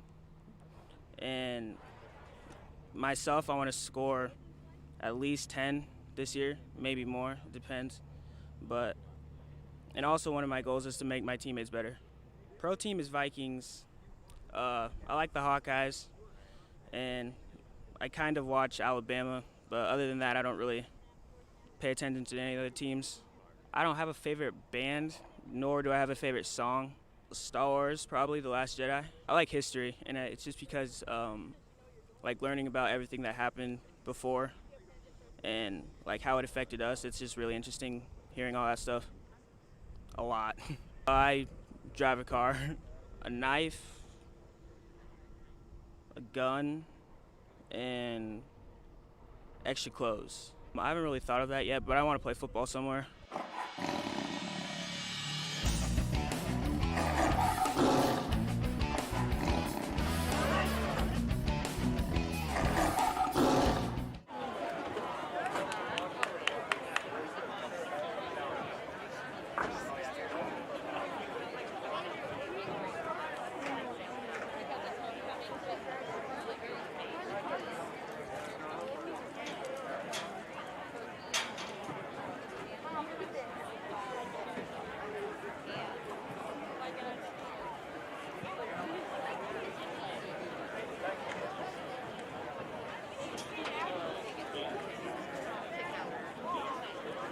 Of the past, present, and future.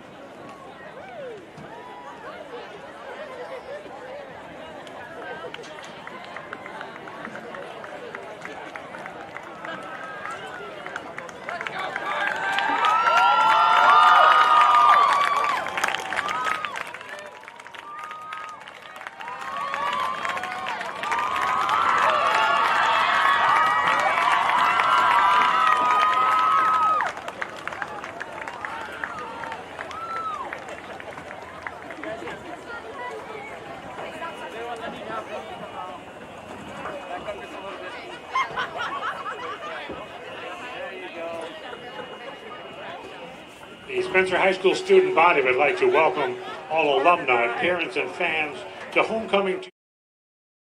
This time we would like to present this year's 2020 homecoming court. Our first court member is Carly Izzard, daughter of John and Julie Izzard, escorted by John Nissen, son of Joe and Kim Nissen. Albany Brown, daughter of Jason and Tammy Brown, escorted by Titan Coleman, son of Tracy Coleman and Larry Wiggin.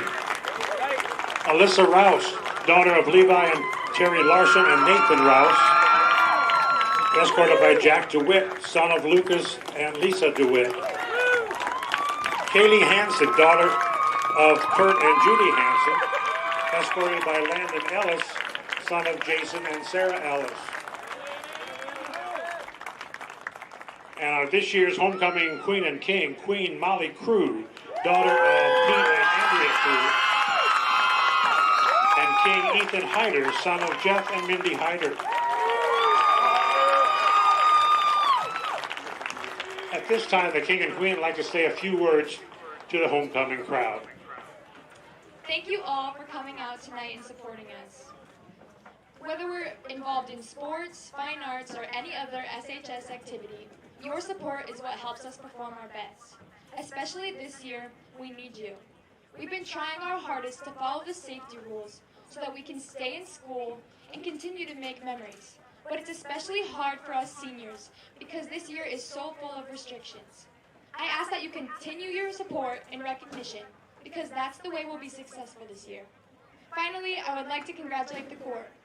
I know this year wasn't what we wanted, but I'm glad I could share this experience with all of you guys. You are great examples of who Spencer students are and what we stand for. Finally, let's finish this game and keep fighting. Go Tigers!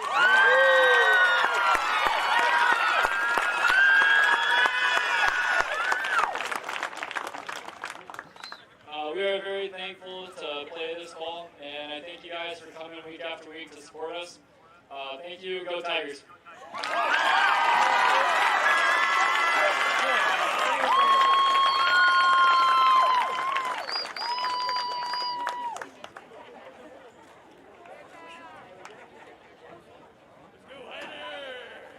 Pictures out, man.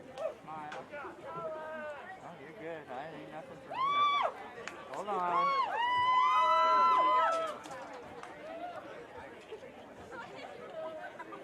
Okay, load them up. Good job, boys. Good job. Good job, everybody.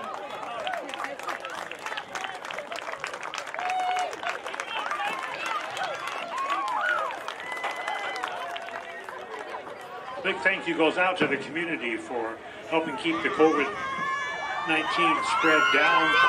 Please continue to wear your mask and keep social distancing during the rest of the game.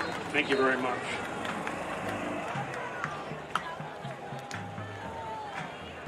And now we present the 2020 Jukebox edition of the Spencer Tiger Marching Band. Tonight the band is under the direction of Kurt Swart, ballisted by Janet Boyens, under the field direction of Grace Katzer. The Tiger Color Guard is under the direction of Katie Cardell, and the visual design by McKenna Richter. The band has been busy finding their way safely through the COVID-19 pandemic. The modified rehearsal schedule, specifically modified face mask and bell covers, has been challenging, but the band has adapted to a situation and continues to find better ways to operate in the COVID world. We'd like to thank the many people who assisted us in developing our aerosol mitigation strategies you see here tonight. We deeply appreciate the resources our community can offer for projects such as this. This season, the Tiger Marching Band will be presenting tunes you can tap your toes to. Tonight's music will feature the final countdown by the Swedish rock band Europe, All-Star by Smash and Handclap by Chris Severance.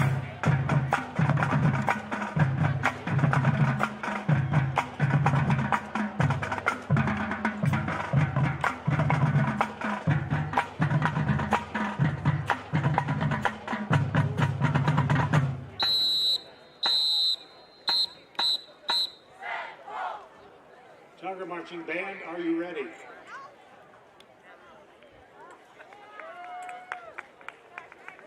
Tiger Marching Band, you may take the field.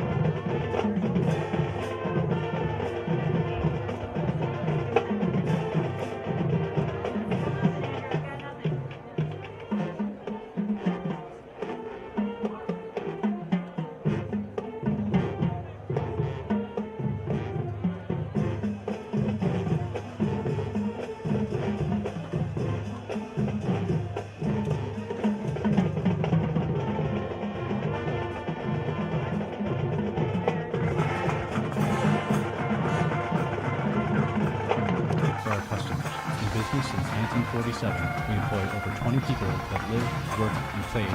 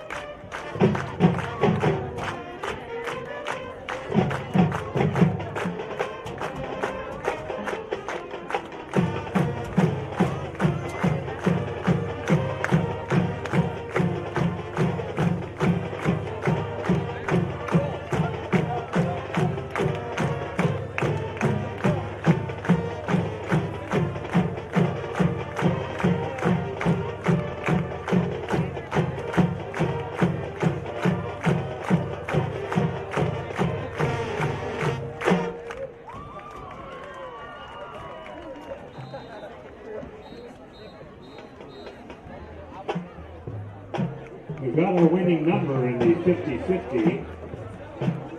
Tonight, the winner will be receiving $215. Hello? This is your utility company calling to let you know that your account is up for disconnection if you don't pay your overdue balance right now. Can I get your account number, please? Thank you for calling in to verify the status of your account. We are glad you hung up and called in rather than falling for a scam. We do not call customers asking for an account number. We will ask you to verify your identity. Don't become a victim of a utility scam.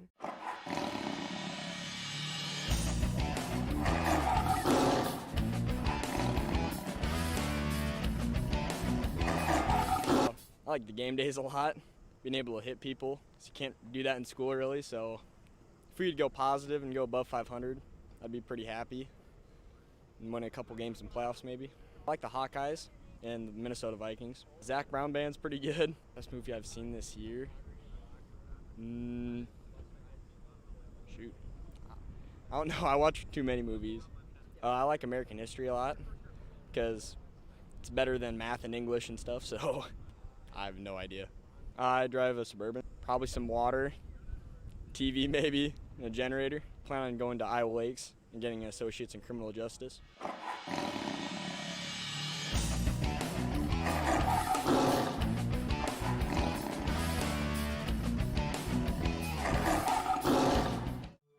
The American Red Cross urgently needs blood and platelet donations and asks donors to schedule an appointment to give now. Every 2 seconds, someone in the United States needs blood. Your blood donation is critical and can help save lives. Please, schedule an appointment today.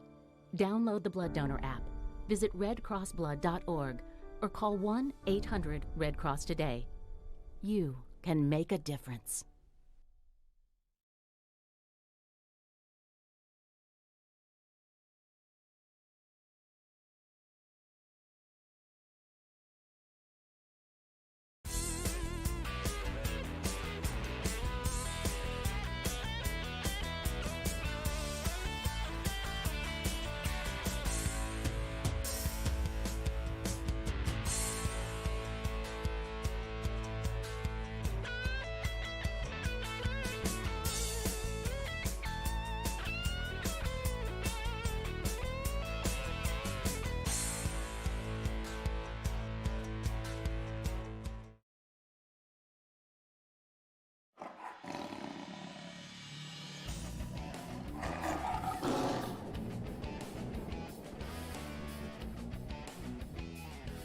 My favorite part is showing all the football boys love and support and meeting new people.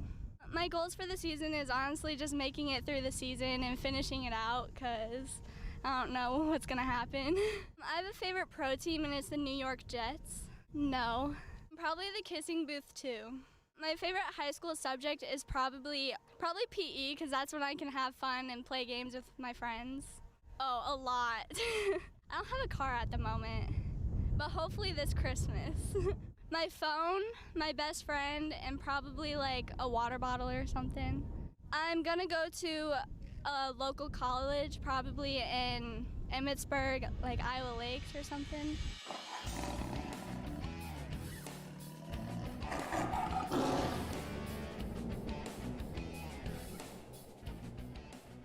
Told me that when he was in college, had a ticket to the 1988 Notre Dame-Miami game, but couldn't go because he had just been called up to be the long snapper for the Loris Dewhawks that day, and so had to be at the Loris game to do the long snapping and couldn't go to the Miami-Notre Dame game, which turned out to be a great one.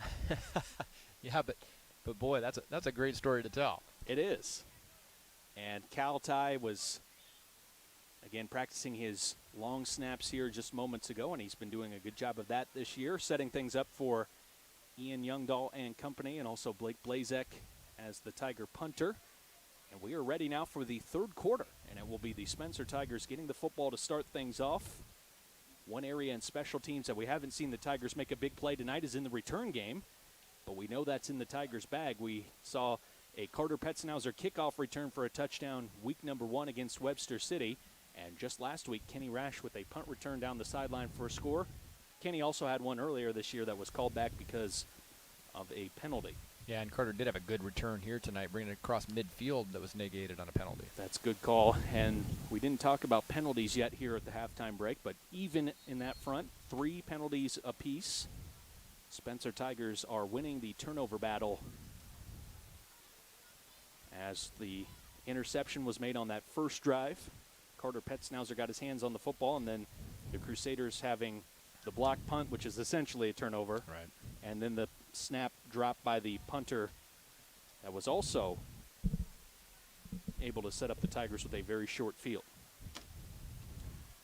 So Bishop Heelan will kick it away right to left to start this second half. Carter Petzschnauzer and Kenny Rash, the deep men for the Tigers, standing at about the 5-yard line.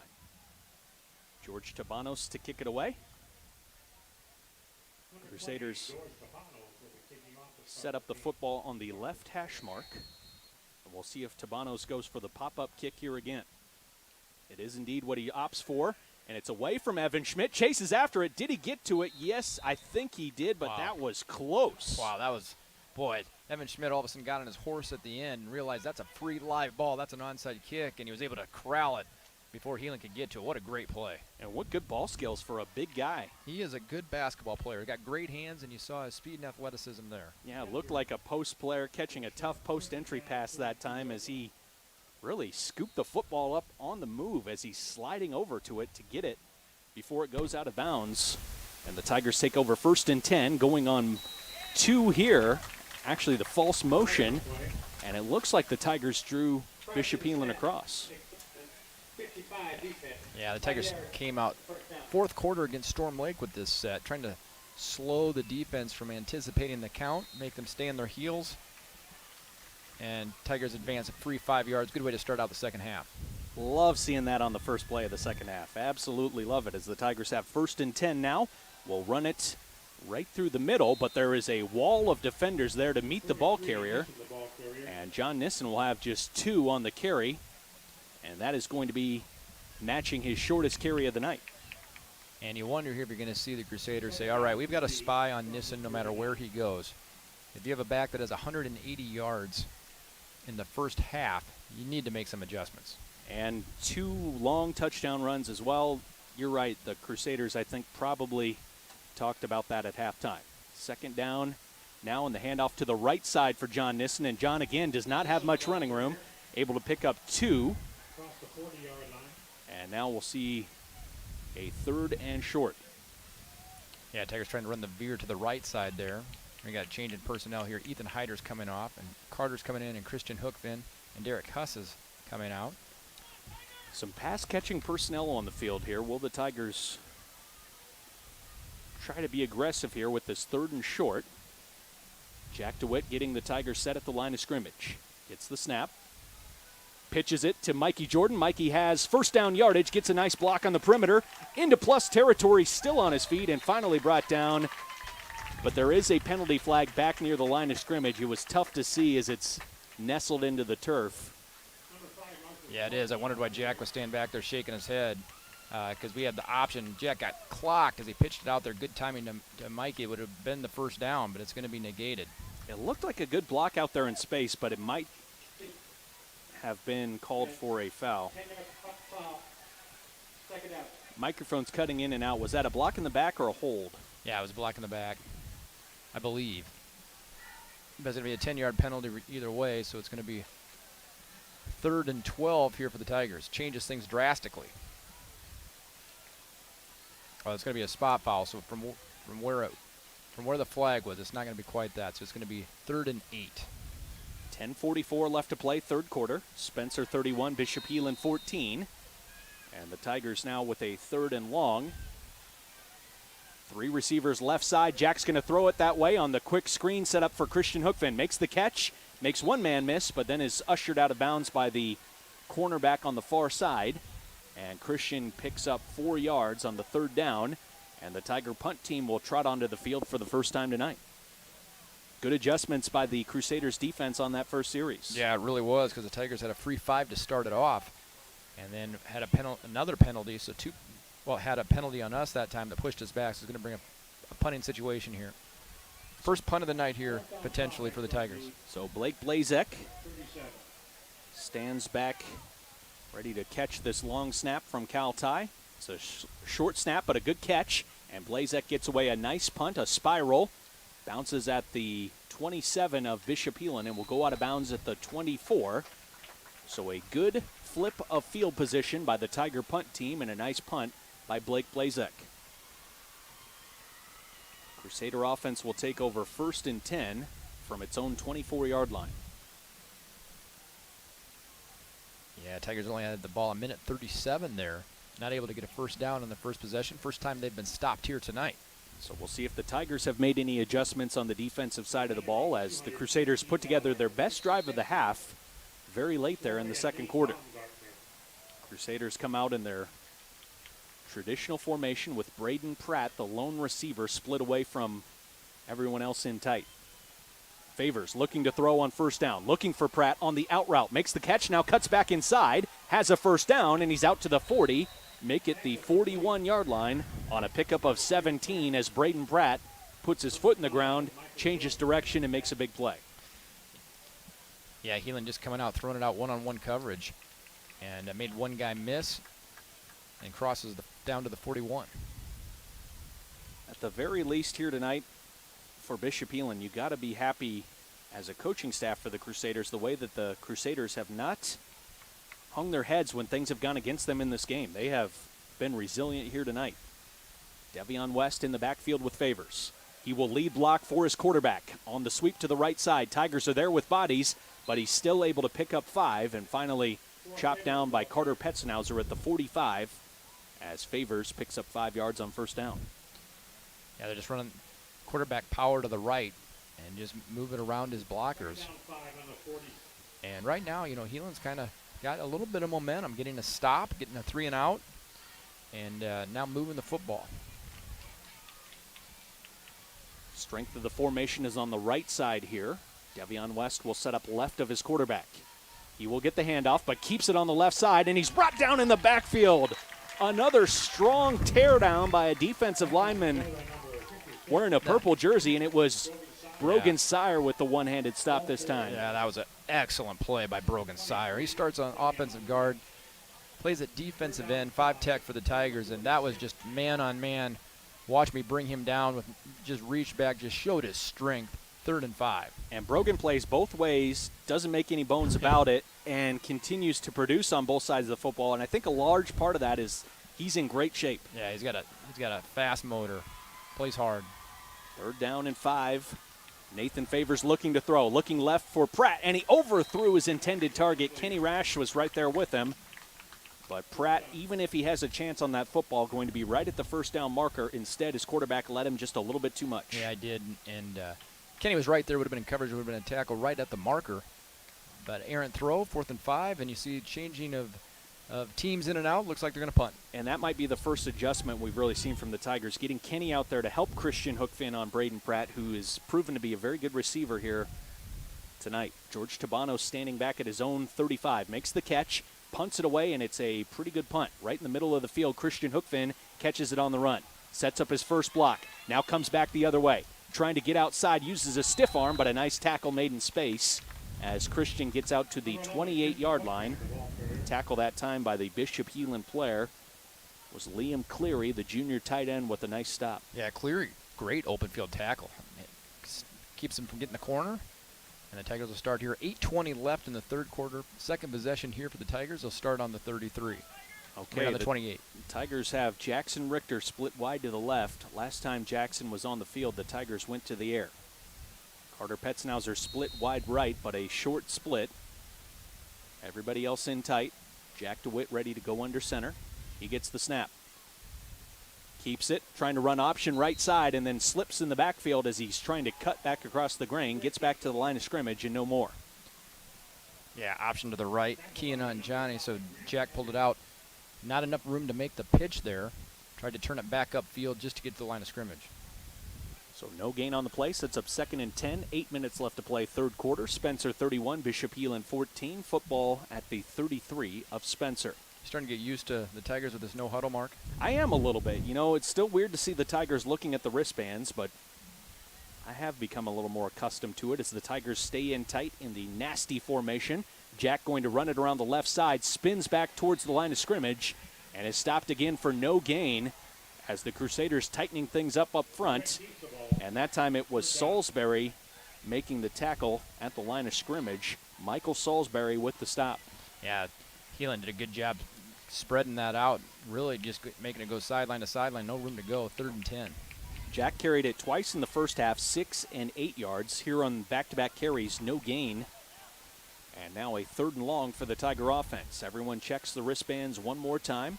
Ethan Hyder, one of the Tiger ends in the game. Spencer going to run it right side. John Nissen with the football, but he stacked up after a short gain and brought down after a gain of 3. And again, the Bishop Heelan defense bows its back and stands strong and forces the Tiger punt team onto the field. Yeah, you're seeing some different looks here by Heelan with their backers being up, and it's caused some different reads here where initially when we were giving it to John on that give read, he gets through the first line, he's gone, and now Heelan doing a better job of flowing to the football, better job of playing assignment football. Blake Blazek stands at his 16. Cal Ty to snap it back to him. Good snap. Kick is away, and Blazek puts his foot into it. It will take a Tiger bounce at the 35. And we'll stop at the 30 where it's picked up by Teron Green. And so the Tigers snap that from their own 31, and Bishop Heelan will now take over at its own 30. So a perfect flip of the field for the Spencer Tiger special teams. Timeout taken here with 6:17 left to play, 3rd quarter. Spencer 31, Bishop Heelan 14 on News Radio 102.5 and AM 1240 KICD. This Halloween, there's no rest for these wicked bakers.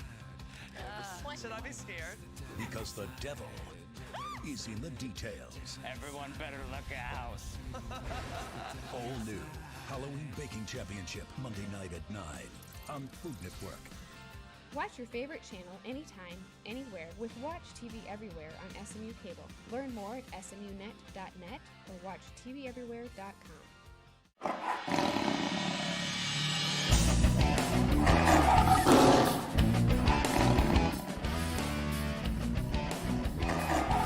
I'm John being with my friends and just learning some new things for my life. Like this is my first year playing football. Being a better kicker and increase my learning in school. From Mexico, it's called Grupo Firme. I think math. I don't count those, so I think my car, food, some photos, memories, and soccer ball.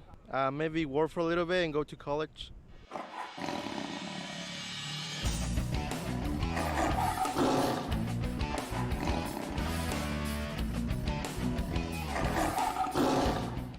Been able to move the football with near the kind of success that we saw in the first half. Yeah, there's been more punts here in the first 5 minutes and 45 seconds of the 3rd quarter than the entire first half. Bishop Heelan comes out to the line of scrimmage with Braden Pratt split wide left. Football on the right hash mark. Nathan Favors hands it off to Devion West. Use a stiff arm in the backfield and now gets to the right sideline and is finally bumped out of bounds after a gain of 11 and a first down. Yeah, David West is a patient back, and that's important when you got a big offensive line in front of you. He's just kind of waiting, letting his linemen move guys downfield, and picks up 10 on his first carry here of this drive, moves it right to the 40. And when I hear you talking about a sophomore running back, I really don't expect you to talk about his patience. That seems like something you'd see more from a senior. Yeah, absolutely. 1st and 10, football at the 40 of Bishop Heelan. Tiger defense trying to get a stop here. Nathan Favors in the shotgun, hands it off to West, coming to the left side, and he's wrapped up in the backfield again by Brogan Sire. This time, the two-handed grab of the jersey of West and able to sling him down to the turf, and he's a little bit slow getting up. That is his 14th carry of the night on a loss of 3. Yeah, he's going to come out now. As Brogan was just manhandled this guy up front, threw the back down for a tackle for loss. And I tell you what, it's not been anything he's done, but when Luke O'Hearn, his backup, has come into the game, they've been negative plays for the Crusaders because the Tigers have gotten pressure for whatever reason. We'll see if the Tigers can recreate that here on 2nd and 13. O'Hearn will get the handoff. Straight ahead through the middle, bursts through the hole, takes one tackler for a ride, and then Landon Ellis helping on the stop. Mikey Jordan combining on the tackle, and it's a gain of 5, make it 6 yards on first down for Luke O'Hearn. Yeah, it's going to give them 3rd and manageable here. 3rd and 4 as the ball's up to the 46. And again, that was almost a case of all of the bodies going one way, and O'Hearn just takes it right straight ahead. So it's not a cutback, it's not a counter, but there's just not people there. It's almost like a draw the way it's set up. Not being a pass play, just a deep handoff right up the middle. 3rd down and 4, Tiger crowd getting into it. Nathan Favors hands it off to O'Hearn. Similar play again, this time trying to bounce it outside, and the Tigers there for the stop as O'Hearn wrangled and brought down by, I believe, Kenny Rash, and limiting him to a gain of 3. It will set up 4th down and 1. Yeah, and ball right at midfield. Nothing to lose in a game like this when you're 1 and 3. You just assume they'll go for it here, as the Tigers have had a tough time stopping them in short yardage situations. And every time they've needed a big play, I think the Crusaders have gotten their best big plays out of the quarterback, keeping his hands on the football, running it. So I would not be shocked to see Nathan Favors run this football. 4th and 1. Hands it off instead to Devion West. West will have a 1st down and gets into the secondary and dives forward as he's out to the 43-yard line of Spencer. And it's a gain of 7. Yeah, they needed 1, got 7. Landon Ellis came up from his free safety spot, and we've been saying Landon Ellis' name a lot more tonight, as he's kind of last guy standing to get up there and make the tackle, coming in from his free safety spot. And we're seeing some different Tigers here. Titan has not been in as much here, and we're seeing Mikey Jordan in there at the linebacker position. So Mikey right now in the game. Favors looking to throw. Sets his feet, now bounces out to the right. Going to run it, and he is pushed out of bounds by, that was Titan Coleman, who stays in the game. Although Titan does have a wrap on his left arm. Yeah, looks like he hurt his hand. He was out there a few plays. Good to see him back in there. And so that was pushed him out of bounds. It's going to be a tackle for loss as he pushed him out of bounds. It'd be for Titan. 3:14 left to play, 3rd quarter. Spencer 31, Bishop Heelan 14. Crusaders with 1 receiver in the formation, split wide left, football on the right hash mark. Favors in the shotgun, West next to him. High snap, Favors fields it. Going to run it on the right edge and is tripped up after a gain of 7. Gets back the lost yardage and then about 4 more. And it will be 3rd down and close to 6. Yeah, they found something there with the power to the right, as he's got guys pulling and a whole path of Crusaders in front of him. And so 3rd and 5 from the 38. 38 of Spencer, 2:43 to go in the 3rd quarter. Clock continues to run. Crusaders on the football with the full house backfield. Power set up to the right side of the formation. Favors gets the snap. He will keep it. Follows all his blockers to the right side, and this time the Tigers stack it up and limit Favors to a short carry, as Spencer knew just as much as Bishop Heelan where that football was going. Yeah, they're going to give it just a whole gang of tacklers there running to the Tigers' left side. No gain, 4th down. Favors now up to 19 carries here tonight. Well, that's a lot of carries for your quarterback, but he's a real good athlete. And now it looks like Heelan might change their mind and punt as they're running different personnel on here with 4th and 5. That was a key play there by the Tigers. Does that surprise you to see? It does. I figured they'd roll the dice on our 35. I'd really stay home and watch for the fake here, Mark. Fans are yelling out the same thing that you're saying. Watch for the fake. It's a long snap to Tabanos looking to throw, and he's sacked in the backfield. Nowhere to go with it. The Tigers not fooled at all as Landon Ellis comes up in attack mode and makes a play. Well, what I liked about that is Landon wasn't indecisive at all. He said, okay, it's a long snap. He took 2 steps to the right. I'm not going to let him drop back into pass. I'm getting up there and I'm going to level him. So the fake punt goes awry. Great job of the Tiger defense. Take over on downs on the Crusaders 45. Landon and you are on the same wavelength there, thinking, all right, they're in plus territory here. Are they really going to punt the football away? And especially when they've gone for it on 4th down on their own side of the field earlier. Tigers 1st and 10, running quarterback counter to the left side, and Jack DeWitt wrapped up right at the line of scrimmage as it looked like there might be a hole, was unable to evade the tackler for Bishop Heelan that time. Stop was made by John Halber, 6 foot, 210 lineman. Yeah, it was just quarterback counter all the way, so you fake to Nissen to the right and go back left, and it looked like right away there was a hole, and boom, it was closed down right now on the left side. So it brings up 2nd and 9, clock running, 1:18 left here in the third quarter. Tigers leading 31-14, scoreless here in the second half. Tigers need a first down on this drive. Running it right side. John Nissen with the football. He'll bounce it outside and get the angle for the sideline. Breaks a tackle and stays in bounds. And John is going to race into the end zone for another touchdown. And that one, give a ton of credit to the ball carrier, John Nissen. First the foot race to get to the edge, then breaking a tackler and getting down the sideline for the 44-yard score. And that was the exact same play that the Tigers ran at Storm Lake, that down play where it's just a pure, everybody blocks down when teams are stunting and trying to take away the triple, which Heelan's done in the second half. It allows you to get to the outside of the tackle with seal blocks, and John Nissen just showed his strength and speed down the sideline. He'll be the first to credit that offensive line with great blocks. Tigers needed that touchdown here in the second half. Extra point attempt upcoming. Good snap, good hold. The kick on the way, and it's through the uprights and good as the Tigers rebuild the lead up to 38-14 after the extra point. John Nissen has now carried 15 times for 231 yards and 4 rushing touchdowns here tonight. You're listening to Tiger Football on News Radio 102.5 and AM 1240 KICD.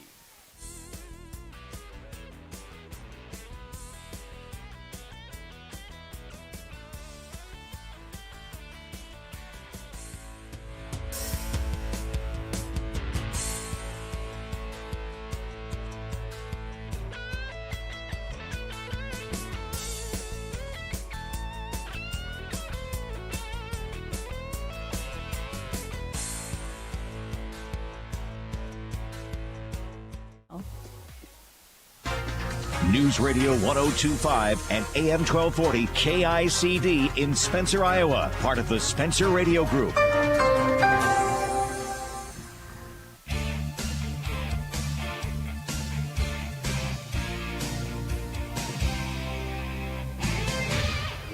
Left to play in the third quarter. Spencer leads 38-14. I remember last year Coach Ty told us, Lucas, that Isaiah Spencer, probably his best B-back he's ever had all the way around, and part of that was just the years that Isaiah played and the numbers he was able to put up. And there's been a lot of great Tiger B-backs in the last few years, including Isaiah, but John Nissen's got to be right there in that conversation. Well, absolutely, and John played behind an all-state back, and this is really his first chance to really shine there as a senior. Deep kick fielded at the 5 by Braden Pratt, and he takes a big hit coming off the edge. Cole Rudder.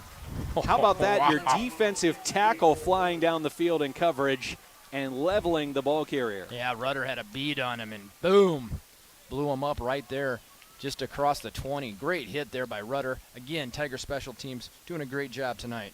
You know, of all the Tiger special teams units, and we've seen a lot of special plays from the special teams, the kick coverage teams might be right there up at the top of the list. I mean, they've been great all year. Yeah, they really have, and that's been a challenge in years past, giving up some big plays, and there's always that potential. But, boy, they play with a chip on their shoulder, don't they, Mark? Yes, they do. 1st and 10 from the 22 for Bishop Heelan. The Crusaders don't have great field position here. And what are you telling me? It's Brogan Sire off the edge again, ripping down the ball carrier, Devion West. Yeah, Sioux City's getting a full dose of Brogan Sire, and it's great to see him getting some tackles here. Ethan's been getting a lot of the tackles. They've been running more to the offensive right. Here they're running at Brogan on the offensive left, and boy, he's shucking blocks and tackles for loss all over. Well, the Crusaders probably looking at film, looking at the stats and saying, we don't really want to run it at number 81, so let's go away from him, from time to time. But then there you have Brogan Sire on the other end, ready to step up and make plays like that.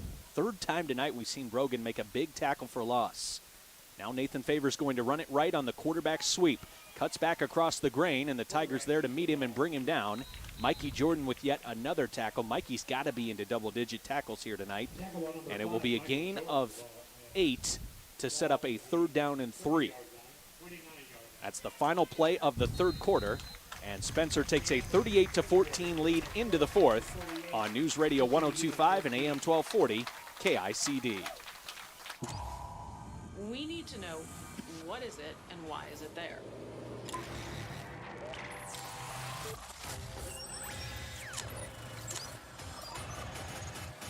And this is just getting weirder and weirder.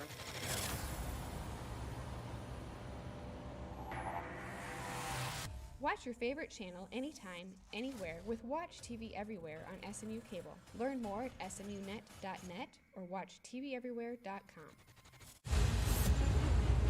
She's looking at me like breakfast. If she decides to come, we run? Yeah. Hey, he's a little feisty. That's the bottom line.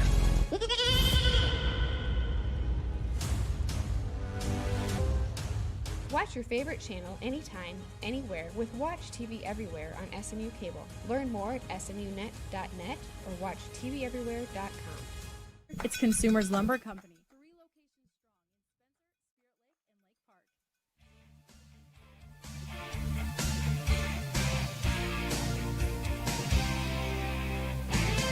Start of the fourth quarter, homecoming 2020. Spencer in the pole position right now, 38-14, leading the Bishop Heelan Crusaders. Can the Tigers see out this fourth quarter and get a homecoming win? 3rd down and 3, Crusaders to the line of scrimmage in the shotgun. Favors. Quarterback keeper right side. Favors cuts it back inside and has a first down as he crosses the 35, gets out to the 37. And Favors with a pickup of enough to move the chains on a gain of about 7, maybe 8 yards again. Yeah, and just that continuous running, that quarterback power keep to the right, makes you think back to what Coach said in the pregame about wanting to be more like Webster City, where they have that multiple running back set, and that's kind of what they're doing here. And then you get your quarterback involved in the running game. What does that do? Well, for one, you don't have to mess around with this exchange. 2, you get an extra blocker in the proceedings. This time Favors hands it off on a counter play to Robert Cooper. Tigers not fooled. Cooper staying on his feet, but finally brought down as the Tigers string it out. Kenny Rash was the first to come up and make him take a step backwards, and then it was Landon Ellis and company out there to make the stop near the boundary. Yeah, Kenny stayed home, broke down, slowed him down, and then a hook fin. Ends up a gain of 3 for Robert Cooper. And it will be a 2nd down and 7 for the Crusader offense. Braden Pratt split to the left side, which is the short side of the field. Strength is set up on the right side of the formation. Favors in the shotgun, gets the snap, fakes the handoff, gives it again on the same counter play to the left side. And a short of the marker, or short of the line to gain on the carry, a gain of about 3. It will set up 3rd and short. That looked like the spinner back look from Webster City on back-to-back plays. Yeah, it sure did. I mean, just a counter, same exact counter, and Brogan Sire was able to wrestle him down on the sideline. 3rd and 3 as Mikey Jordan comes out and Tayron Green comes in at the linebacker position. That was Teddy Saltzman on that last carry. Devion West back in now for 3rd and short. Nathan Favors gets the snap, hands it off to West, running right, now cuts back left, dropped right at the line of scrimmage, able to reach forward for the first down marker, will be shy. It looks like about a foot or 2 short. Yeah, Ethan Hyder came crashing down from the end, got him around the ankles, but he stretched out, and they are going to give it to him. I thought it was going to be just short, but they waived it, so it's 1st down for the Crusaders on the Tigers' 47. So right at the sticks, able to get the first down just by reaching out the football as far as he could. 10 minutes left to play. Spencer 38, Bishop Heelan 14. The head referee didn't have the chain gang set yet. Game clock operator, please put 10 minutes, 10 seconds, and 25 seconds on the play clock. Game clock continued to run despite the first down, and I think there was just some confusion on whether or not it was a first down. Right. But the Crusaders nearing midfield. Football at the 47 for Sioux City Bishop Heelan. Solid crowd on the away side, by the way, considering the social distancing guideline and the limited number of fans. And Heelan always travels well.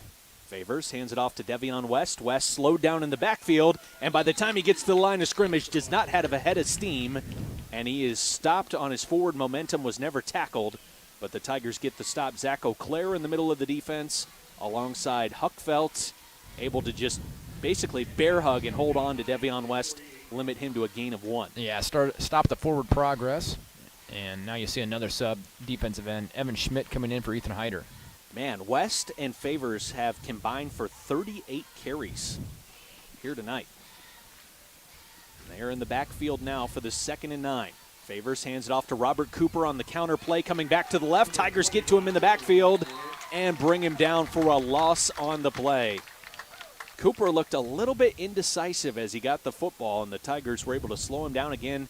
I think it was Kenny Rash and Landon Ellis back there to slow him up, and then got some help from some of the defensive linemen to come over and finish the tackle. Yeah, defensive line got under the blocks and were able to create a pile and able to get him around the ankles, and the secondary came and finished him off, bringing up a 3rd and long here. Kenny's had a good game on the perimeter here tonight of keeping things from getting around the edge.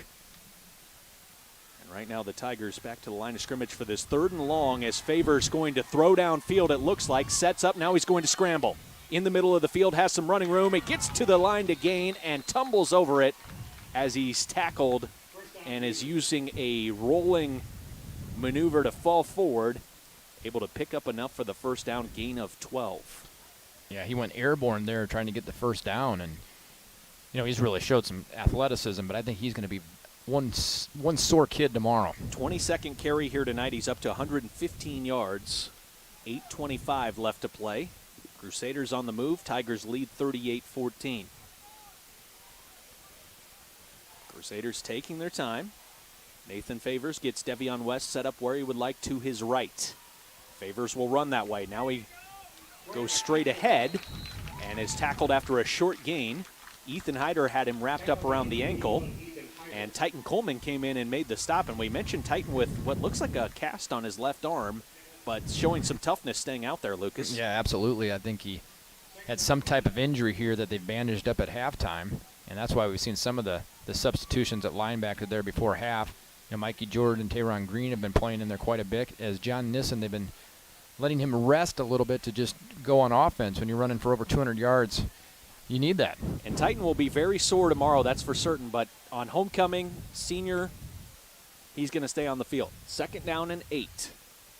Crusaders running the football with Devion West. West bounces off of 2 tackles, and then it takes 3 Tigers to finally stop him as Devion West picks up 6 yards on the carry. And it will bring up a 3rd and 2. Yeah, and the second half here, Mark, they've been converting these 3rd and 4th and short here. And so we'll see. They've had good success with that, just that quarterback power, quarterback sweep to the outside. I don't think we're going to see the counter play here that has not been as successful, although Robert Cooper does come back into the game from the sideline, runs the play in. I think this is going to be in the hands of Favors or West. New receiver split out wide for Bishop Heelan. Keep an eye on that. As Favors keeps the football, tries to run left, and there's nowhere to go. The Tigers shut the door. Favors has to turn back and try to make something out of it, but that was a losing effort as Spencer's there to make the stop. Yeah, that was Drew Huff leading the charge. Mikey Jordan in on the stop also. Yeah, and Javi was in there, as was Brogan Sire, whose name we said a lot here tonight.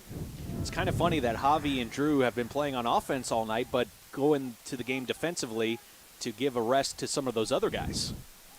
Yeah, and the clock keeps moving here. It's going to go down under 6 minutes left in the game on the snap, and this time Heelan is going to go for it with 4th and 8. To the line of scrimmage, 1 receiver. Favors in the shotgun. Tigers drop everybody back in coverage. Favors looking to throw. Passes to the left side. An incomplete pass. Too far in front of Teddy Saltzman to make the catch, and Kenny Rash was right there. If he does make the catch, you feel good about Kenny's chances making that tackle. And a timeout taken with 5:49. Officials timeout. Spencer 38, Bishop Heelan 14. On News Radio 102.5 and AM 1240 KICD, this is Tiger Football. Flavor Town Market, where chefs courageously battle in games such as 5 ingredients or less, Frozen Food Feud, and the Food Wheel. All yearn to taste victory. That's crazy. But only one will be a champion in the aisles of Guy's Grocery Games. All new, Wednesday night at 9 on Food Network. Watch this channel and many others anytime, anywhere with Watch TV Everywhere with SMU Cable. Learn more at smunet.net or watchTVEverywhere.com.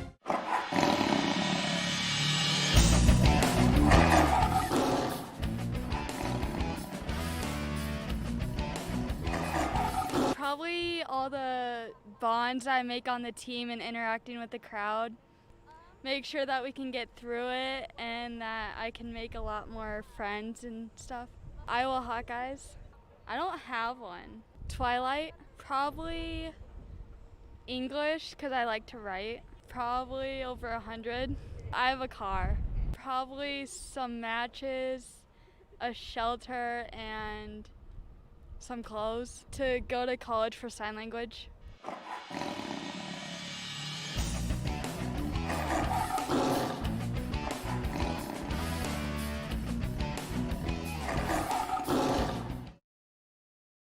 Left, 5:49. Tigers leading 38-14.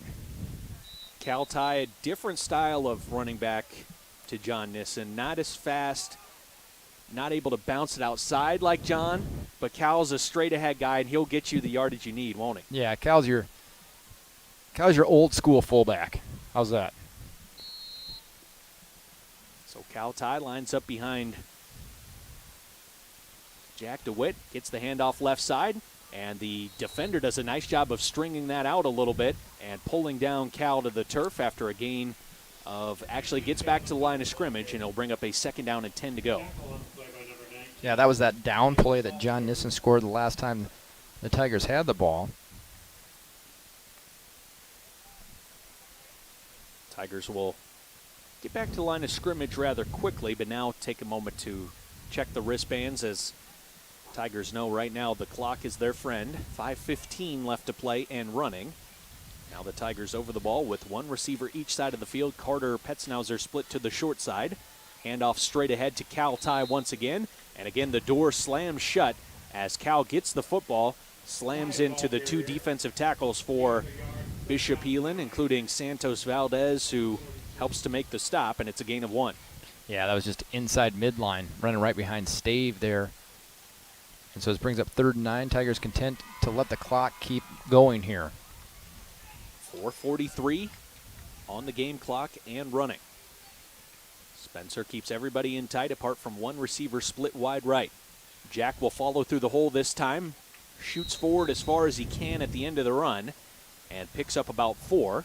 And it will bring up a 4th down and 4 to go as the Tigers look over to the sideline, nearing midfield.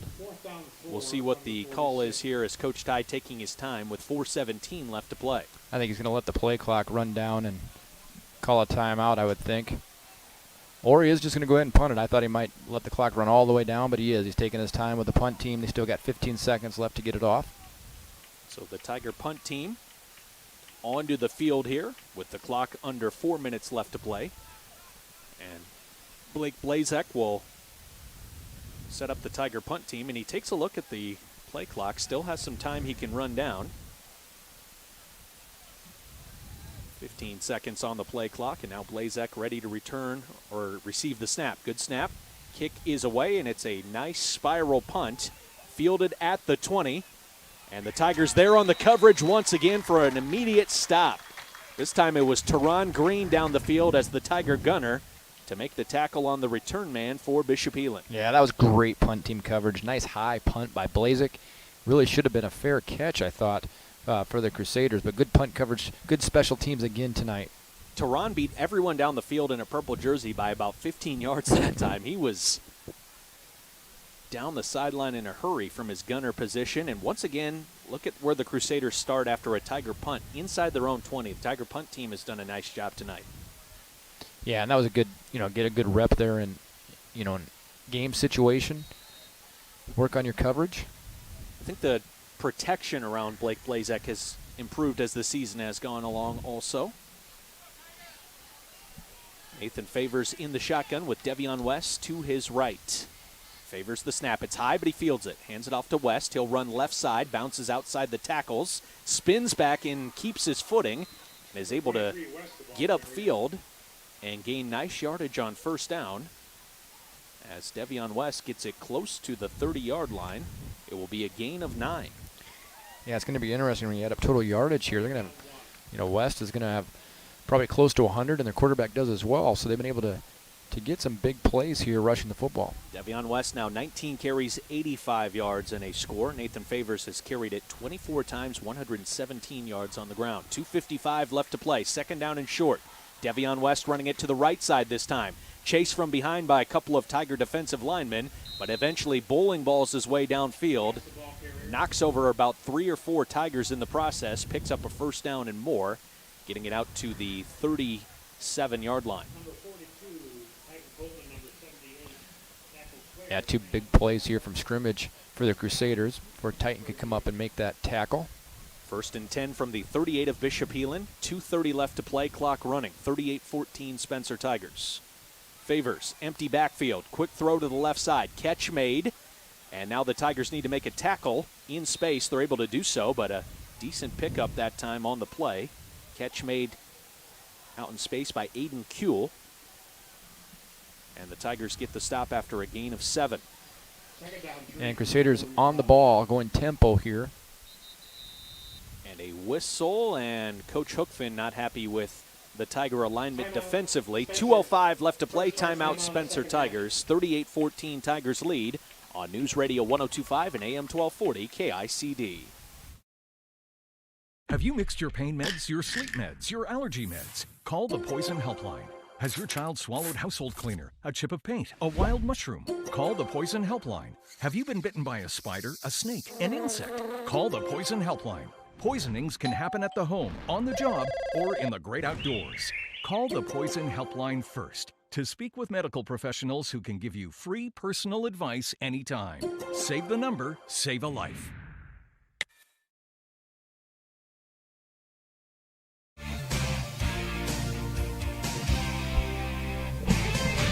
.205 left to play here on Homecoming, and the 2nd down and short play for Bishop Heelan is a short pass play to the boundary and a drop by the receiver. Good pass by Nathan Favors. Unable to haul it in that time was Teddy Saltzman. Yeah, it was, and that play was set up nicely as there was a lot of room there in the flat for him to go, and I think he saw a lot of green grass and didn't bring the football with him. Empty set once again, 5 wide receivers. Favors all alone in the shotgun. He'll step up and try to scramble this time through the middle of the formation, reaches the football out as he gets out of bounds and has a first down. Nathan Favors that time realizing a lot of eyes in the secondary for the Tigers worried about their assignments in coverage, and Favors is able to scamper for about 5. So now 1st down and 10. Clock stopped as he went out of bounds. Ball at the 50. Favors. Time to throw this time. Now he bounces it outside the pocket, throws on the move, and connects with Braden Pratt right at the sticks for a first down. Another impressive throw from Nathan Favors on a line. Yeah, Favors, good athlete. Not only threw it on the line, but threw it on the run. Just gets it beyond the sticks. Evan Johnson with the coverage, pushes him out of bounds. So the clock stops as they move the chains, and he's out of bounds into Tigers territory down to the 38. 1st and 10. Empty set, 5 wide receivers. Fakes the pass to the left side. Now throws it back over the middle, and it's dropped. Incomplete. It was behind the intended receiver. Trying to find Kuehl once again, and could not link up with his intended target. Yeah, they'd set that up. They'd run that quick slant earlier so that he pumped to him, and then he went into the open area. Just threw it behind him. We've talked about the big Bishop Heelan offensive line, and there's a lot of hands on hips right now for the Crusaders up front. 2nd down and 10 to go. 3 receivers left side, 2 to the right. Favors to throw it again. Now he steps up, wants to run. Gets through the initial wave, has some running room, and is wrapped up in space by Kenny Rash and brought down near the sideline after a nice scramble that time by Favors. Gets all the way to the 20, a gain of 18. Yeah, Favors taking advantage of the Tigers' aggressive rushing as it kind of takes them out of the first layer and gives him plenty of room as all the secondary of the Tigers are out in coverage, so he can pick up 18 before the Tigers can respond. Empty set once again, 5 receivers, trips to the left. That's the wide side of the field as the football's on the right hash mark. Favors trying to stretch something out in the shotgun. Now he's ready for the snap. Gets some pressure off the edge, throws as he's hit, and Carter Petzenhauser nearly with the one-handed interception, but there's a flag in the end zone. Yeah, I thought Carter was going to get the pick there. Great effort, but there was some hand fighting and touching there. We'll see what exactly they call, if it's a holding or interference. What do you think, Mark? I can only imagine the call is going to be with his offhand, the left hand holding off the receiver, but he almost made a great play with the one-handed play on the football with the right hand. Holding defense, number So it's a holding foul, which That means it's before the football was in the air. So a defensive hold by the Tigers, and now the Crusaders nearing the goal line are in the red zone. Football at the 10. Nathan Favors in the shotgun as he's been all night. Gets the snap. Tigers pressure him. He runs it through the middle, has green grass, dives into the end zone for the score as he leaps over Landon Ellis and gets into the end zone. And with a minute 27 left to play, it's Spencer 38, Bishop Heelan 20. The extra point pending for the visitors from Sioux City. You know, that's a situation, Mark, where Heelan looked pretty good running their spread. I mean, empty backfield, let your quarterback make some decisions. He can throw or run, and boy, he showed there when he's got some open field what he can do as he moved that right down the field in 2 minutes. Well, 5 wide receivers. There's just a ton of space in the middle of the field, and the Tigers having trouble catching up to the fleet-footed Favors. Good snap, the hold down, kick is up, and Tobanos puts it through the uprights. Good. 38-21 Tigers with a minute 27 left to play. You're listening to Tiger Football on News Radio 102.5 and AM 1240 KICD. Hi, this is Craig Nobody Wampler likes with an Mid-States awkward Builders. silence. You can actually use it for something good. You haven't really been yourself lately. Are you okay? Find out how you can help a friend with their mental health at seizetheawkward.org. If you notice that a streetlight is out or blinking, please go to our website at smunet.net and click on the Streetlight Outage Report link, and we will send out our customer service representative to get it fixed.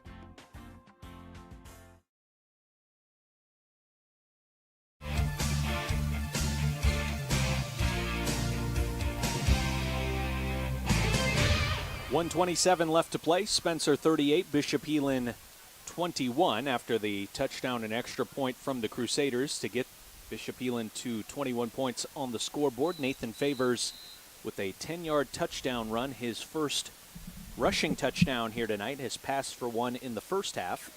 And another nice drive put together by the Crusaders here in the second half. Yeah, it really was. 9 plays, 83 yards, 2:03 off the clock, and ran most of that out of an empty backfield. 5 receiver set allowed the quarterback just to pick his spots, run or pass, and they moved the ball down the field efficiently. George Tabanos to kick it away. Football placed at the 40, kicking it left to right. Tigers playing it safe, have the hands team on up front, and it will be an onside attempt. Takes a big bounce, and the Tigers get on top of it. Landon Ellis. I'm not sure Braden Pratt didn't touch that before the 10 yards. Yeah, he might have. Tigers, oh, that was a scramble play. Lucky to get on it.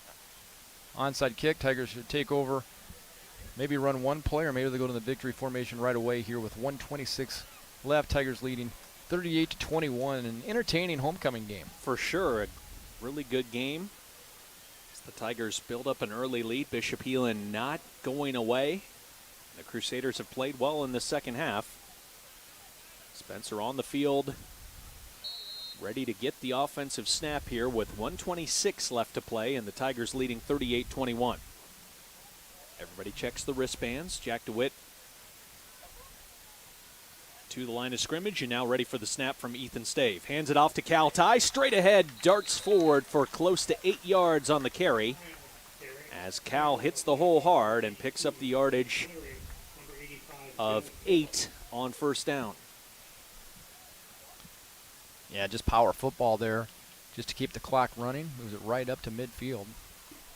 1:05 left to play. Spencer with a 2nd down and 2 now. And the Crusaders do have all 3 timeouts. Looks like they're not going to use them. Down by 17 here. Tigers will toss it left side now. Teron Green with the football and lowers his shoulder at the end of the run and delivers some punishment after a nice pickup. Gets it to the 44-yard line. A gain of 6 for Teron Green on his first carry of the game. Yeah, he shows his speed when you get that rocket tossed to him to the outside, and there he showed some power. And now they're waving the clock to go after the Tigers get the first down here. Spencer will have to snap it one more time with the game clock down to 35 seconds left to play and the play clock down to 20. And Jack DeWitt holds his hands out to his side, telling his offense to take their time at the line of scrimmage, but now Jack can go ahead and snap it. Getting to the line of scrimmage DeWitt goes under center, gets the snap, hands it off to Cal Ty. Straight ahead run. Cal picks up 7 yards on first down, and that will be the final snap of the ball game as the Spencer Tigers are victors here on homecoming by a final score of 38-21. And for the Tigers, Lucas DeWitt, this is now 4 in a row over the Bishop Heelan Crusaders. Yeah, that's something. I mean, Heelan, there's all their tradition, to pick up the fourth, and even more important than that, Mark, the Tigers go to 4-1, 4 victories in a row here for this Tiger team. Tigers start off with a loss on the road at Webster City, and from that point on have reeled off 4 straight, including tonight here on homecoming. Nothing more that you can ask for than a victory on homecoming, and the Tigers get it done here tonight by a final of 38-21. When we come back, it's the Tiger postgame show. You're listening to Tiger Football on News Radio 102.5 and AM 1240 KICD. This is the story of a boy who didn't talk for a long time. The boy liked things to always be the same. Any changes would scare and upset him. The unknown was an unfriendly place. The boy was very sensitive to lights and sounds. So he built secret hiding places where they couldn't get in. The boy didn't like looking people in the eye. He wasn't trying to be mean, it just made him feel uncomfortable. Sometimes he would flap his arms again and again. One day, I found out I had something called autism. My family got me help. Slowly, I found my voice and learned all the ways I could live with it better. Early intervention can make a lifetime of difference. Learn the signs at autismspeaks.org.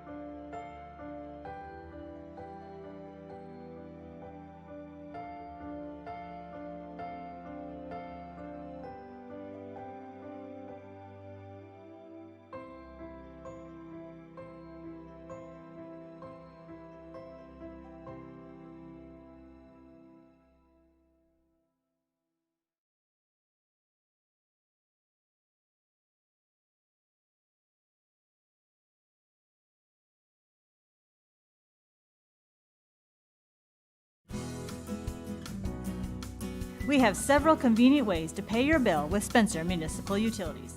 Sign up for our bank payment plan and have the amount due taken out automatically on the due date. Put your payment in the mail. Use the drop box in front of our office. Make a payment online through our website or mobile app. Utility customers can make a payment by phone. Our payment window is also open Monday through Friday from 8 a.m. to 11:30 a.m. and 12:30 p.m. to 5 p.m. As a reminder, until we have our billing systems completely integrated, we aren't able to take your communication payment by phone. If you have questions on what might be best for you, or if you need assistance setting up a different payment method, feel free to give our customer service a call at 580-5800. Spencer Municipal Utilities. We keep you connected to your world.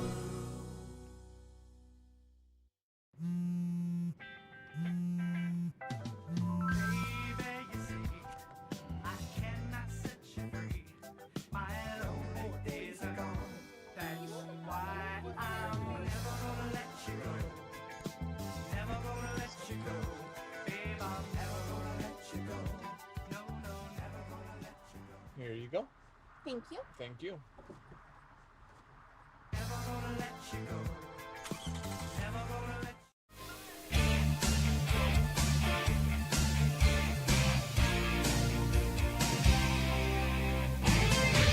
Final score here in Spencer. The Spencer Tigers win by a final of 38-21. Let's take a look at our scoring summary here tonight, as there was a lot of scoring in the first half. Second half, things cooled off a little bit in the points department. Spencer Tigers struck first in the first quarter, going 3 plays, 36 yards. 1 minute off the clock, John Nissen with a 32-yard touchdown run.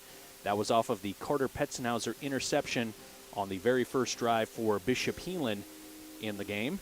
And the Tigers would lead 7-0 early on. Later in the first quarter, a quick two-play drive, 1 minute and 7 seconds, 20 yards. Jack DeWitt with a 6-yard touchdown carry. That came off of the block punt for the Tigers. Wyatt Leininger blocking the punt. Ian Youngdahl's extra point good. Spencer led 14-0 at that point. Bishop Heelan Crusaders would strike for the first time in the game early second quarter. Nathan Favors, 47-yard pass to Braden Pratt. 14-7 Spencer Tigers. Later in the second quarter, John Nissen with a 25-yard run to score on a three-play, 68-yard drive. Took just under a minute for Spencer to build the lead back up 21-7. Then it was Spencer getting into the end zone on a quick one-play drive. John Nissen 33 yards. Ian Youngdahl made the extra point, 28-7 Spencer Tigers. Bishop Heelan not done scoring in the first half. Able to put together one of its best drives of the night, 11 plays, 4:20 off the clock, 80 yards. Devion West with the 6-yard touchdown run. George Tabanos with the extra point, 28-14 Spencer Tigers. Tigers will get the ball back, go into the 2-minute offense. 10 plays, 70 yards, minute 40 off the clock. Ian Youngdahl knocks through the 26-yard field goal to put Spencer ahead 31-14 at the halftime break. Second half, John Nissen with the score early on. 2 plays, 45 yards. And Ian Youngdahl's extra point made it 38-14 Spencer Tigers. And then late in the game, Bishop Heelan marching down the field once again. 9 plays, 83 yards, 2 minutes and 3 seconds.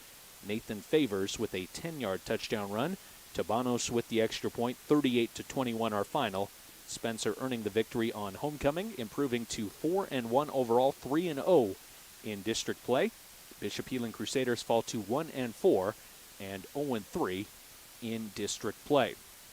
For the Spencer Tigers tonight, leading rusher was John Nissen, and he did it in impressive fashion. 15 carries, 231 yards for John, 4 rushing touchdowns. Jack DeWitt carried it 6 times for 20 yards and a score. Kenny Rash, 2 carries for 40. Cal Ty, 5 totes for 18 yards. Teron Green with 1 carry for 6 yards. Through the air, Jack DeWitt 1 for 3 passing, linked up with Christian Hookfin on a 4-yard pass completion.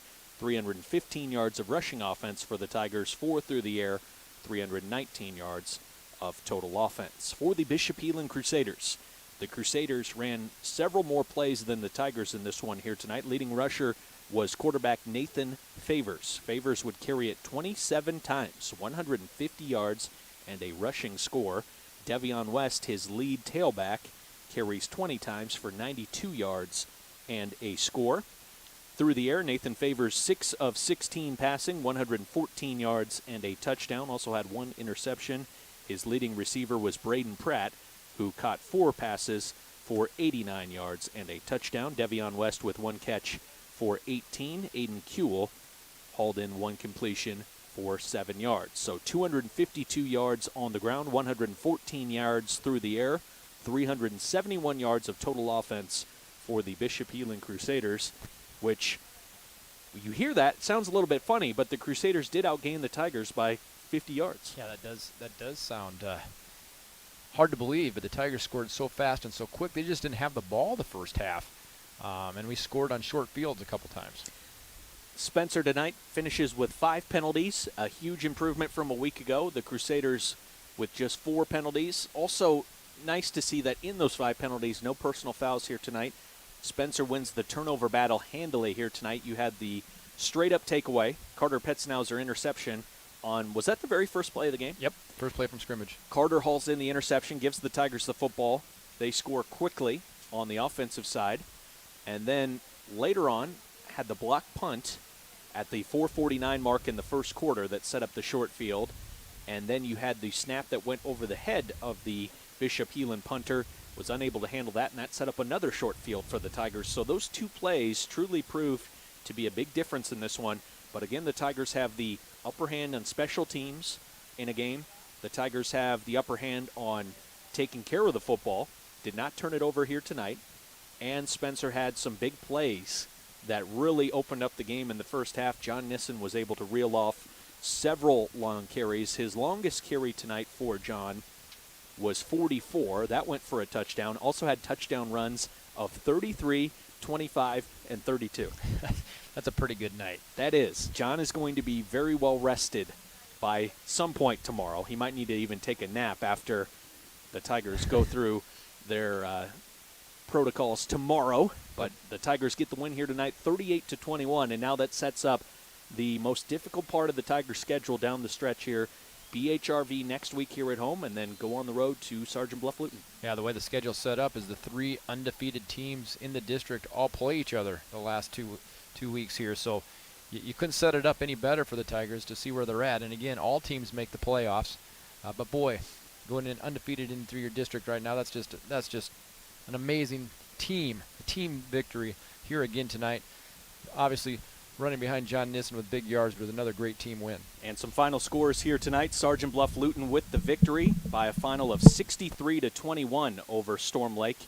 Boyden-Hull-Rock Valley also gets the win tonight, as Boyden-Hull-Rock Valley wins by a final of 38-13 against Lamar's. But the Spencer Tigers also undefeated in district play, and I'm joined now by Spencer Tiger head coach Jim Ty. Coach Ty, the first half, the Tiger running game was opening up some huge holes, and John Nissen was able to show off why he's a special B-back. Yeah, he is. I mean, I think we only ran 22 plays or something in the first half, and most of them were working because we executed and we didn't get behind the sticks, and we weren't making foolish penalties and things like that. So, I mean, man, he really did run hard. So that was great.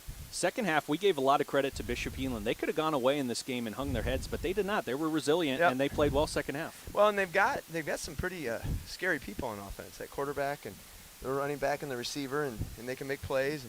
And then on defense, yeah, they gave us a little more problem, but it's frustrating. We had a holding call that killed the drive, and it was unnecessary.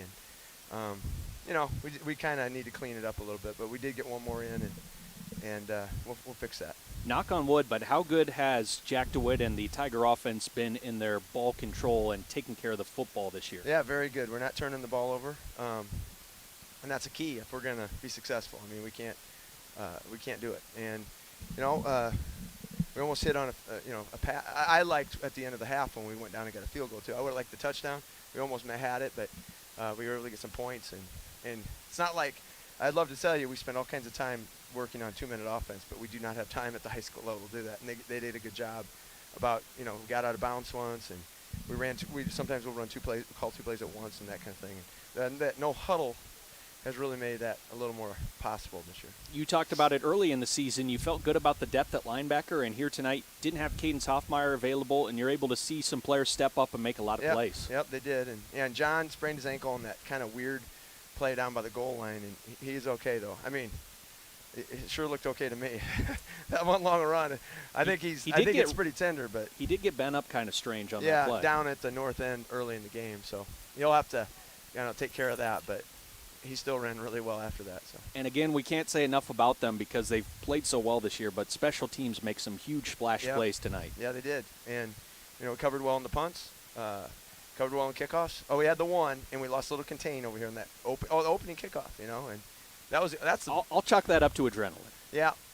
And they've returned 2 kickoffs for touchdowns this year, so we kind of challenge the guys. We tell them we have the best kickoff team in the state, and now they're going against the best, They kind of got all jacked up about that, but maybe that was the issue. But the block punt, though, that was a big play. I believe it was Leininger. I think it was. I think he just went running in there, and he's just kind of that mullet gets in people's eyes, and And another player I wanted to highlight that I thought just had an absolutely huge game was Brogan Sire, and we probably haven't said enough about him, but playing both ways, he's just been Mr. Consistent. He is. He's very, very steady, and he's one of those few guys and a few type of linemen that can play both ways, and he hardly ever comes off the field. But he's in great shape. He is. He doesn't have much body fat on him, and Coach Gress would probably disagree, but he is put together and doesn't and he's grabbing guys. He's got strong hands. He's grabbing guys and kind of throwing them down. So, he had a great game. Well, Coach, congratulations on staying undefeated in district and picking up the 4th win of the year overall. All right, thank you. Final score, Spencer 38, Bishop Heelan 21. The Tigers pick up the 4th win in a row against the Bishop Heelan Crusaders in this head-to-head matchup. And now this sets up the game next week here at home against Boyden Hull Rock Valley, a very worthy opponent for the Spencer Tigers next week. We'll look forward to that one before the Tigers wrap up the season on the road at Sergeant Bluff Luton. So, for Brian Schmidt back at the KICD studios, our game engineer, also Lucas DeWitt, joining me here in the booth here tonight. Thank you to those two. Also to all of the Spencer Municipal Utilities crew who's helping to get the game on SMU Channel 3, the Spencer channel tonight, also on their online stream on YouTube. We've enjoyed working in tandem with Spencer Municipal Utilities here at home throughout the season. And again, the Spencer Tigers pick up a big win on homecoming, 38-21 over the visitors from Sioux City. I'm Mark Magnuson. You've been listening to Tiger Football on News Radio 102.5 and AM 1240 KICD.